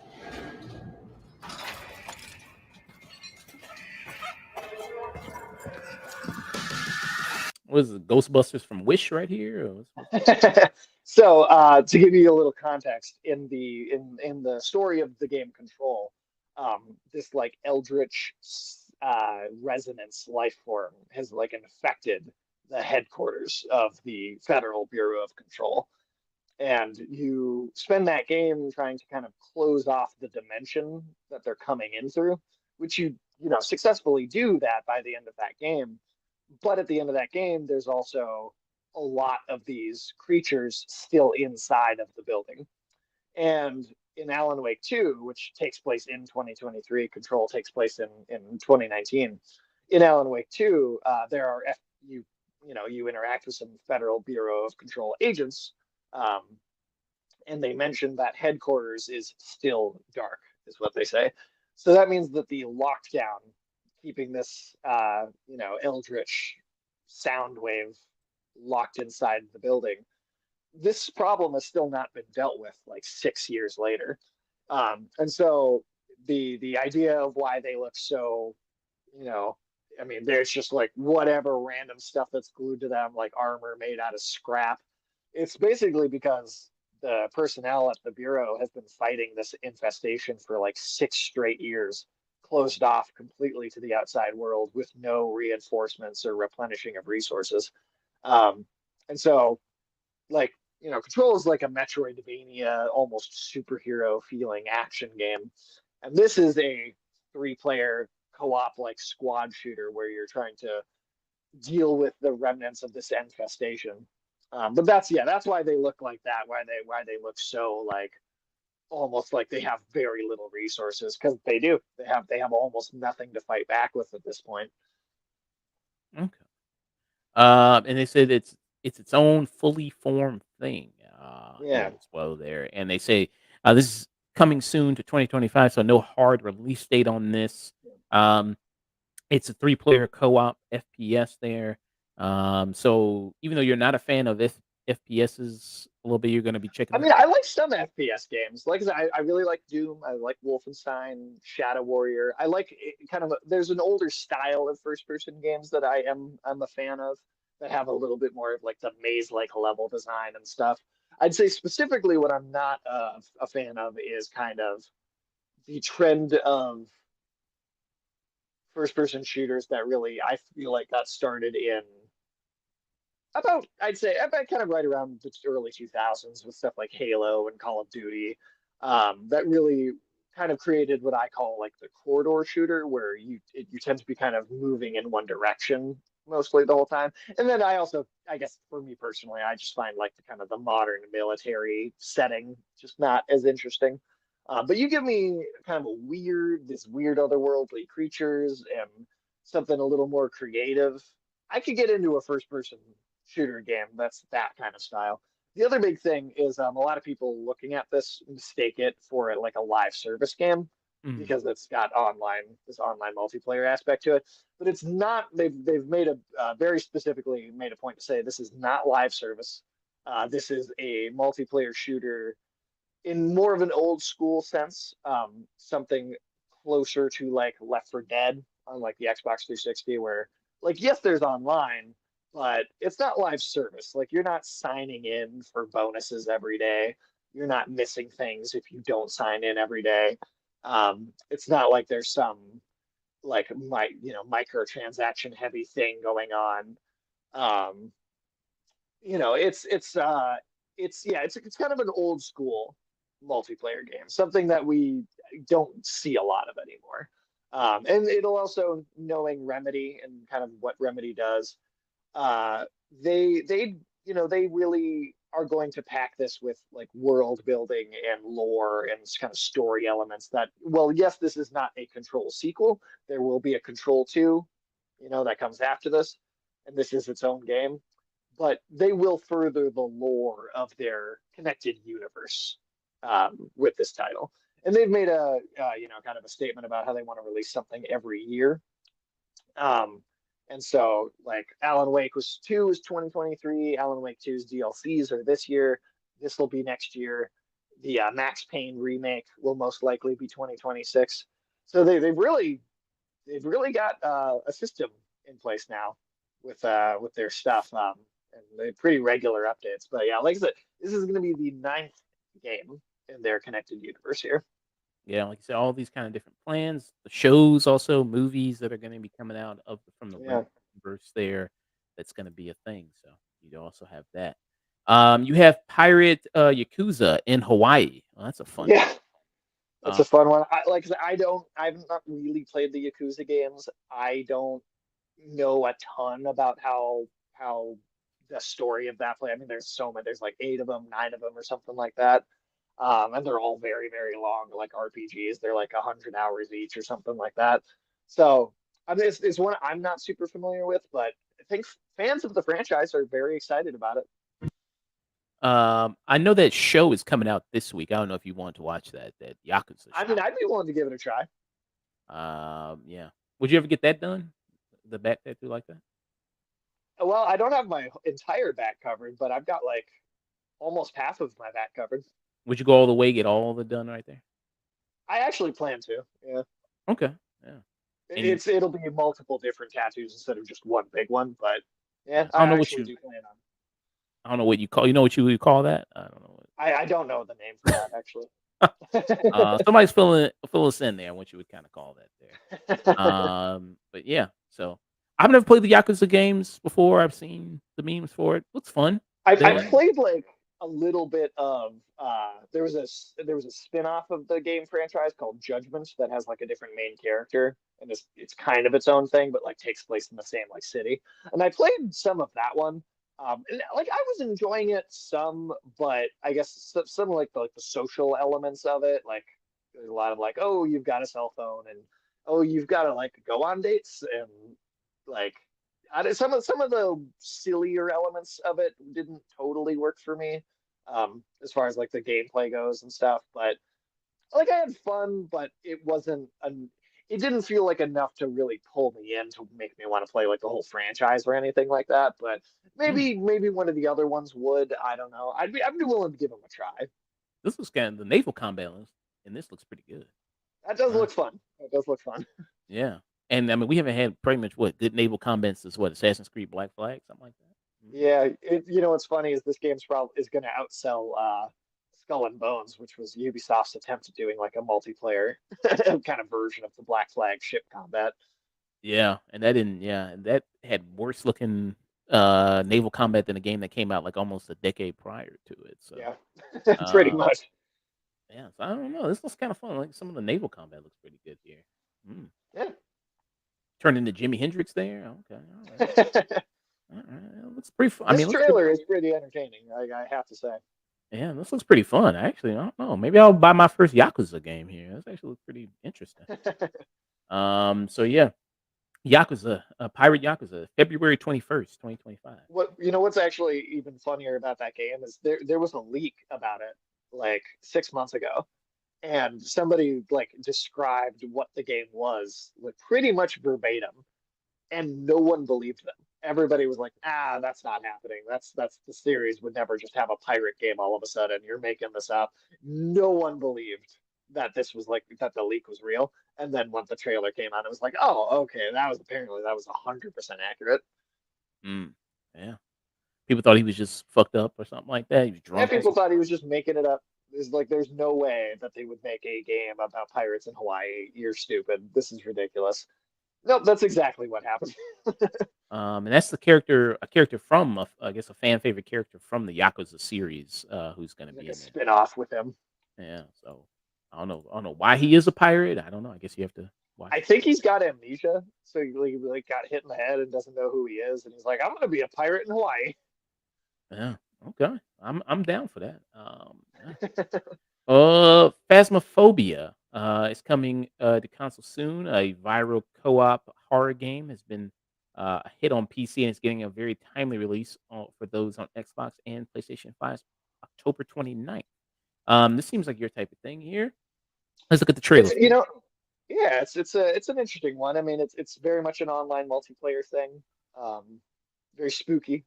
One of my streamer friends, Cal, is he's done a lot of streams of doing multiplayer of this game. Hmm, okay. So this has already been a big hit already. It's just coming to consoles here, pretty much. There. Yeah. Okay. So I Okay. mean, you're ghost hunters. You're a bunch of ghost hunters. I mean, I as I understand, you investigate. There are a couple different environments that you could investigate, and then whatever the spirit or demon that you happen to run into that'll change each time you play. Or I guess I don't know how many they have, but it'll be different things each time. So it's got a lot of replayability and stuff, good for like multiplayer matches. Um, the online multiplayer of it isn't totally my thing, but it's more. I mean, as a horror game, it's certainly more up my alley. It's one I think I'm going to get poked at to play by friends. So we'll see. I'll probably end up giving it a try. It's coming out in basically this week. Basically, it's coming out October 29th, so it's coming out this week. Yeah, people can check it out there. A game I'm pretty excited for. Mouse, PI there. Yeah, Um, me too. Me too. This is a new look for it. It says here's a new look at Mouse PI for Hire, a first-person shooter that asks a question we've all thought about: what would happen if Mickey Mouse picked up a gun? There. So yeah, we got this. So Basically, Doom meets Cuphead. yeah, done in the rubber hose type style, the old Disney type style there of the Mickey Mouse type cartoons there, now in video game format. Yeah, very much kind of has that Cuphead also style that also used that animation type style there with this. Um, Still no solid release date, just says 2025, so no exact solid release date on this, but this is probably one of my most anticipated games here. Absolutely. I mean, look at the, I mean, probably the It's just got dedication. such an amazing art style. Yeah, to do this. I mean, yeah, this probably took a long time for them to actually create and do all this stuff with there. Yeah. Uh, what's some of your thoughts on it? Oh, I mean, I think I'm very excited for this. I think the art is gorgeous. I love the environment, character designs. They've captured the movement so well in the animation. The with a shooter like this, it's a matter of I got to kind of get it in my hands and see how it feels to play. But it looks solid. The movement looks good. It's very Doom, right? It's very kind of old school boomer shooter, like original Doom style movement.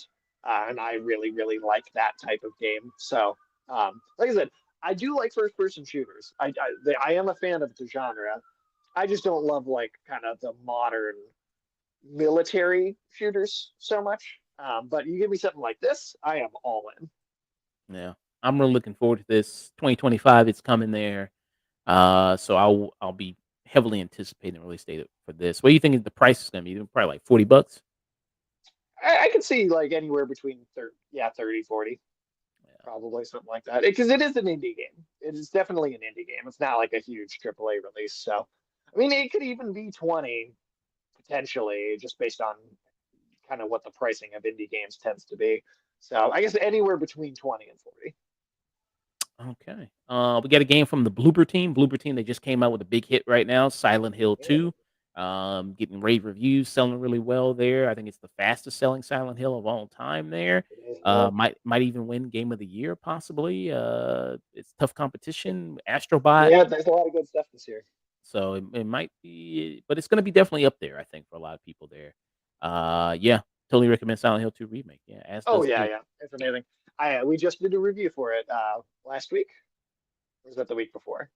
Yeah, it was last week. I think it was, yeah, Last week. yeah. Yep. So they have a new game they're showing off at the showcase there. Chronos, the New Dawn there. Chronos, the New Yeah. Dawn.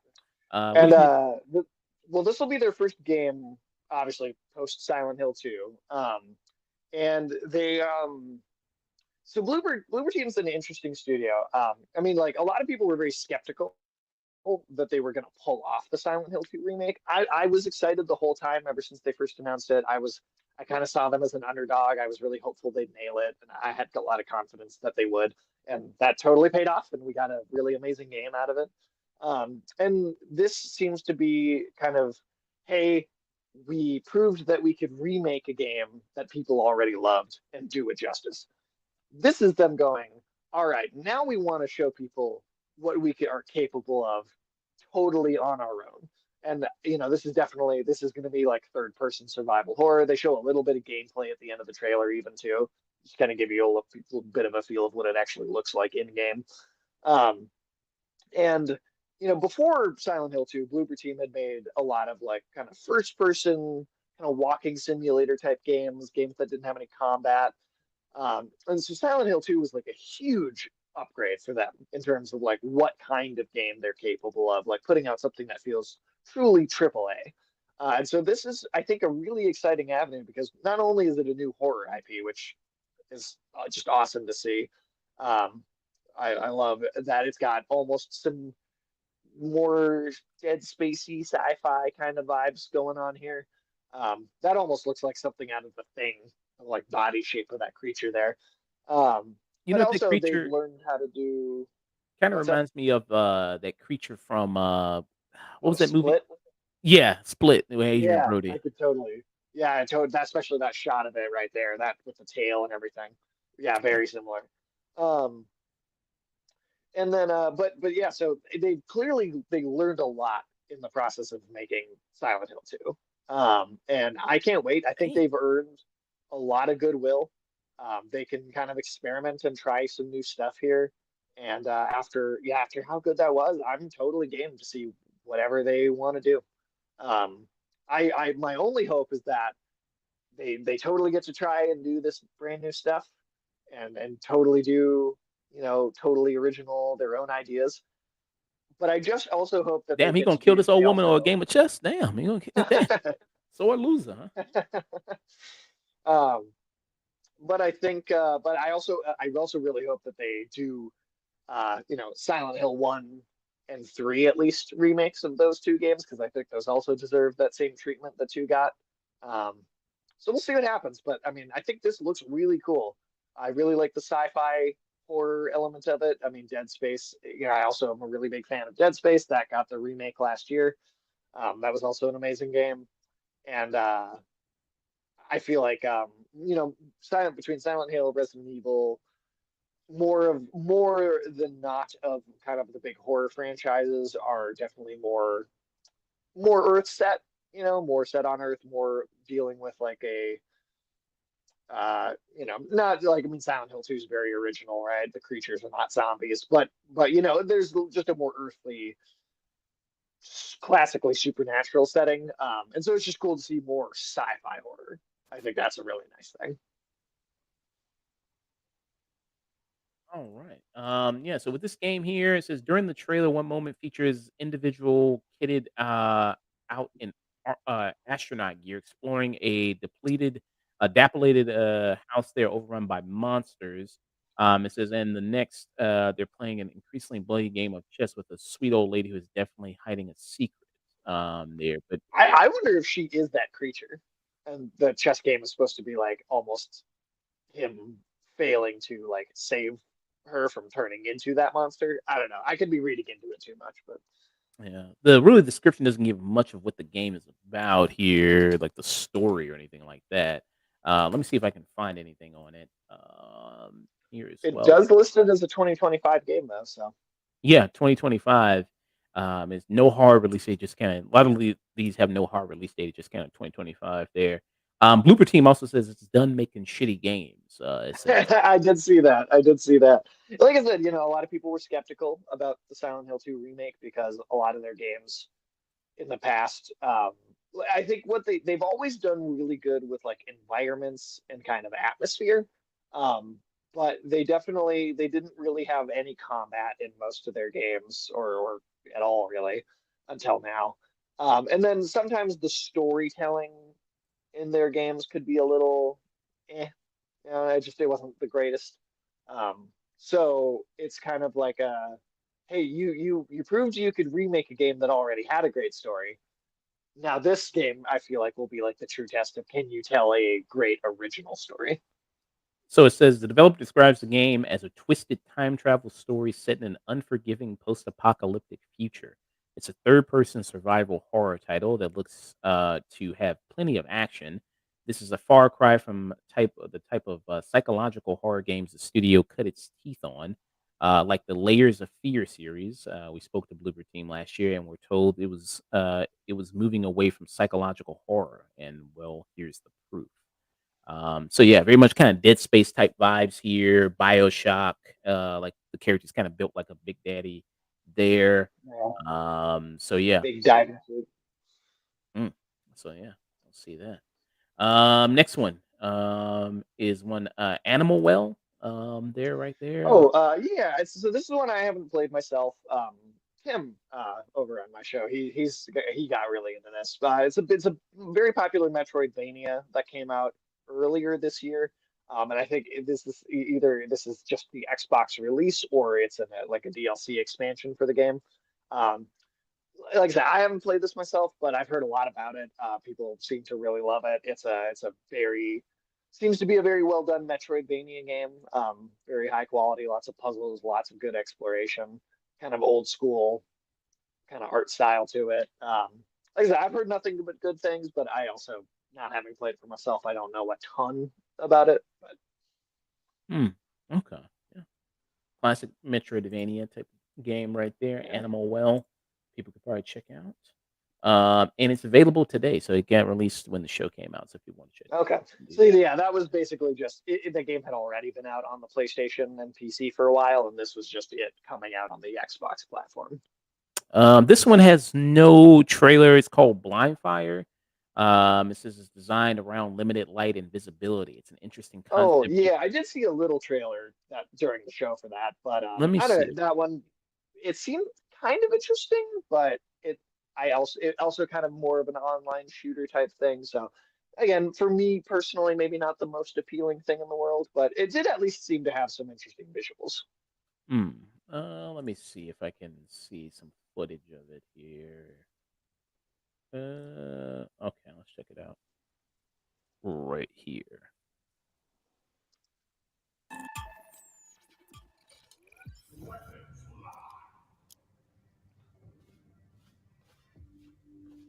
Hmm. Seems like this is pretty much the tutorial right here. Pretty much seems like. Yeah, yeah, that's kind of what it looks like. But I guess I mean the idea of a shooter that's like kind of all based around you not kind of a lack of sight and kind of lighting up the environment in specific small ways. I mean that could be cool. That's certainly potentially interesting. Um, I guess I don't know if it's for me, but I'm sure that's got an audience out there. Okay. Yeah. Kind of the way it's done. Kind of like the kind of graffiti type kind of style there with the colors kind of pop in there. Okay. Maybe it could be something. Maybe. Yeah, it's Uh, possible. Early access is already available, so people could go play it right now on the Xbox if you have Game Pass. this is something you already mentioned beforehand. We talked about the Alan Wake 2, so it has a new DLC coming out, the Lake House, which is going Yeah, to be October 22nd. So it's actually tomorrow. tomorrow. Tomorrow Yeah, it's dropping right and there. this will be the last expansion, the last thing released for the game. Yeah. So Really I mean, cool stuff in this trailer here. So the Lake House is the name of the local Federal Bureau of Control monitoring station that is in the town of Bright Falls, where the events of both Alan Wake games take place. The FBC, of course, being a organization that deals with paranormal events, investigating, collecting material, trying to scientifically understand supernatural occurrences. And so, of course, they have a local uh, kind of defense research site. Now, in the main game, you hear about this place and you are told by that character, played by Janine Gabankar, Kieran, the character being Kieran Estevez, an agent at the Bureau. And she talks about the lake house kind of being lost and having gone dark and having like barely made it out of there. So the DLC is you now are playing as her, and so this takes place during the events of the main game, not afterwards. And you kind of get to see what exactly went down at the lake house. There's a whole new enemy type here introduced that wasn't in the main game. You saw it just a moment ago. And that there it is again. It like crawled out of the painting, and it's like made of painting. I'm curious to see how they'll like what exactly the meaning of that and how that works. And then this is very interesting right there. That character in that cell. That is Dylan Faden, the brother of Jesse from Control, and he was the host of the Hiss, the Hiss, like kind of eldritch sound wave within the story of that game. And so him having a presence here tells me that they are very much going to be setting up the story of Control 2 within this DLC. In the same way, one of the Control DLCs kind of set up the story of Alan Wake 2 as well. So very much again this connected universe. I still to this day I think Remedy is doing some of the most interesting stuff in the realm of video games. Um, and this looks to be another really interesting expansion on Alan Wake, which is already something I love. And we also know that this DLC will be accessible from both the main menu as a standalone experience that you can just boot up, or if you're playing the entire game, there will be a point in the game in which you can kind of pivot and go into this DLC and play it as part of the whole experience of the game. So like if you haven't played Alan Wake 2 yet, you're only picking it up tomorrow for the first time, you can play the whole main game and both DLCs are integrated into the main story. So you could play it all as one seamless experience. Oh, that's pretty nice. How much is the DLC there for? So both the Night's Rings DLC and this together are only $10. Oh, that's pretty good. Okay, that's a pretty good deal. So if you buy the game, then buy the DLC on top of it. That's basically, I guess you're $90 for the whole experience, basically I there. think only 80. Okay. I Oh, think yeah. I think Alan Wake 2 it was $70 at retail price, and then the Well, deluxe edition with an uh, extra 10 was that got you all the future DLC. uh, yeah, I was just thinking about the extra tax and all that other stuff like that. Oh Maybe yeah, that's true. That's true. if you tack that on there. But yeah, that was pretty much it. That was pretty much the Xbox showcase there. That kind of what they ended off on was just the Alan Wake to the Lake House. Like not too big, just a little bit of a thing. Like I said, only 30 minutes there. Announced a couple of things there, and then yeah, that was pretty much And it. they sandwiched it. The first thing they showed was the Alan Wake 2 DLC, and the last thing they showed was the FBC Firebreak game. So they sandwiched the whole thing with 2 Remedy announcements. So I was happy. Probably the most thing I'm excited for, like I said, the Mouse PI for Hire. Pretty excited for that. See what they do there. Yeah, that looks amazing. That looks absolutely incredible. And then the Chronos New Dawn. That looks also really good. See what they do with them. Yeah, I mean, after how they proved themselves with Silent Hill 2, I'm willing to check out whatever they want to do now. Yeah. So that was the Xbox showcase there. Heading out. Thank you, Ku there. Thank you for listening, man. Thanks for Yeah, man. stopping by. Appreciate you. Appreciate you for stopping by there. He also wanted to know our opinion on Kung Fu Hustle there. You want to know what rating will we give Kung Oh, I mean, I haven't seen it in a long time, but I remember being a big fan back in the day. I'd probably have to rewatch it to know exactly how I feel about it now, but I remember loving it as a kid. So Yeah. it based entirely just on my memory, I'd probably give it a peak. Yeah. I do love Kung Fu. It's been a minute since I've seen Kung Fu Hustle. Kung Fu Hustle came out what? 04? 02? Kung Fu Hustle? Something like that, yeah, 0402. Let's see. Kung Fu Hustle. 05. Oh, okay. 05. Oh, 05. Okay. Yeah, I'm pretty sure I remember seeing it in theaters when it came out and just having a great time. Yeah. So yeah, classic action comedy. Yeah. Also, yeah. Yeah, very, very classic film there. Where can you even watch Kung Fu Hustle? Where is it available at? Kung Fu Hustle on streaming. You got I to know my rent it. sister owns a copy of it, so I could borrow it from her. You got to. Seems like you got to rent it everywhere. Yeah. Sometimes, man, the one movie you want to watch, Physical media. the one movie you want to watch is always like, man, I really want to watch this, man. I'm in the mood to watch this. You own 80 streaming services. It's never on any of them. You can check out all these. Nope. But yeah. So I'm telling you, physical media, man. Physical media. Don't let it go away, people. You'll never be able to get what you actually want if you don't support physical media. Well, people, it's not bad on Blu-ray. You can get it for like $10 on Blu-ray. See, there you go. Buy the Blu-ray. Do you rather go support Kung Fu Hustle. Blu-ray, or would you rather get DVD? Do you go for the cheaper option of just DVD instead of Blu-ray? I go for Blu-ray. I mean, I think there is an image quality difference for sure. But also Blu-rays have this just thicker kind of like layer on the bottoms of the discs, and so they're also just generally a lot harder to scratch. So I tend to prefer Blu-rays if for no other reason than I think they just genuinely are going to last a lot longer. Okay. Because when that was always like when they were kind of rolling Blu-ray out, and they were showing the trailer for it's like, oh, the laser, and you get the laser on the disc and all that stuff. It's like extra coating. I think was one of the things they hyped it up when it came out there Yeah. with Blu-ray. Well, we got 4K discs now. So 4K that's like disc. the current thing. Yeah, the 4K disc sometimes is just I'd rather just get the Blu-ray. It's like sometimes the 4K disc is a little too much. It's like an extra 10, $20, and it's like I'd rather Well, and sometimes the 4K transfers for like older movies. Like a good example is the 4K version of the Lord of the Rings trilogy. Totally messes up the color grading of the images. Like it doesn't look right. Like they totally mess up the way the movie's supposed to look. So instead of like on the Blu-ray, and the Blu-ray has the better resolution and image quality than the DVD, um, but then but the Blu-ray still keeps the proper like image quality, whereas the 4K version just kind of a lot of like the color that like the post-production color grading is kind of lost in the 4K version. this is the 4K Ultra HD there that you got there with Lord of the And Rings. I just watched all three movies again recently and on Blu-ray, and they look the Blu-ray looks fantastic. So Yeah, like that you reminds see I how rough green that shot of the Nazgul riding out from Minas Morgul is like that scene is supposed to be so green. this right Just here. that like oh no, a little further ahead, it's where the Nazgul are riding across the Oh, bridge. let's see. Let me get to this. Yeah, This? right there.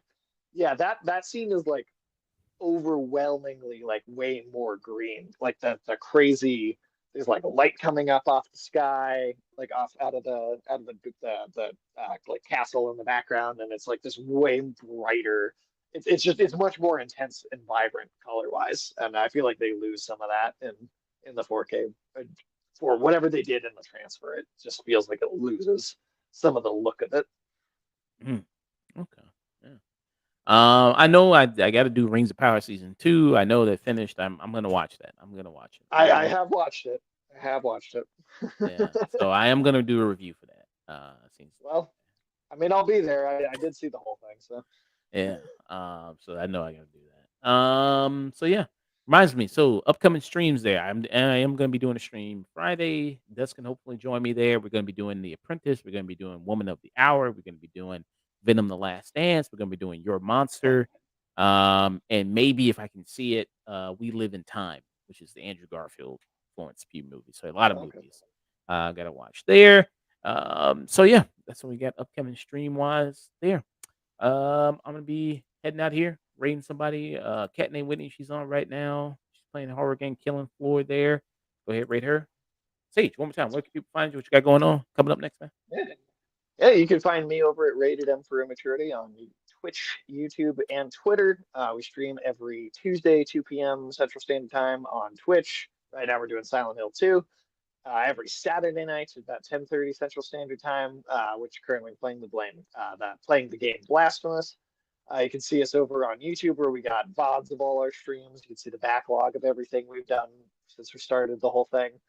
And then on Twitter, you can follow us there and get announcements about when we're streaming, when we'll be live, get an extra notification because sometimes Twitch is not the best at actually sending people notifications.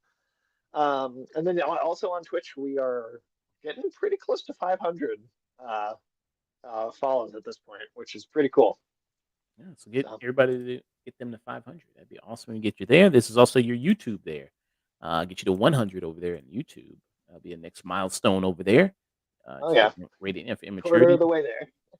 And yeah, watch awesome gameplays there from the streams if you can't catch the streams live. And then also on Twitter, RM for Immaturity there on Twitter. Very awesome there. With us, you can follow us on all the social medias: Twitter, Facebook, Instagram, TikTok, Threads, Blue Sky, all the afternoon tune. Just type that in and you'll be able to find us. You can send us an email at theafternoon@gmail.com. Also, wherever you listen to podcasts, Apple Podcasts, Spotify. If you see us on any of those platforms, make sure you leave a good 5-star review that helps boost up the podcast and does a lot for us. Twitch.tv/afternoon tune, usually streaming every Friday, Saturday, Sunday, Monday, sometimes Wednesday there, usually 8 p.m. Central Standard Time. Like I said, next stream coming up this Friday, probably late, probably doing 9 p.m. Time there because I have to see a movie that Friday. I'm probably seeing Your Monster that Friday. Yeah, youtube.com, the afternoon tune. Type that in. Try to get to 2K subs by the end of this year. It'd be awesome if we could do that. It'd be awesome if we get to 1K followers on Twitch by the end of this year. It'd be awesome if we could do that as well. I'm gonna be sending you over to a cat named Whitney there. She's playing the Killing Floor. Awesome person there, very friend of the stream. Enjoy her content quite a bit there. Thanks to Sage for showing up, helping out with some of these reviews here. Very much Happy to be appreciated. here. Thank you to Code there, very much for showing up there, asking those questions. Thank you to Lucky Dog Podcast there as well. Much appreciated. So everybody, stay tuned. All right. Peace. Awesome. Have a good night, man. Have a good night.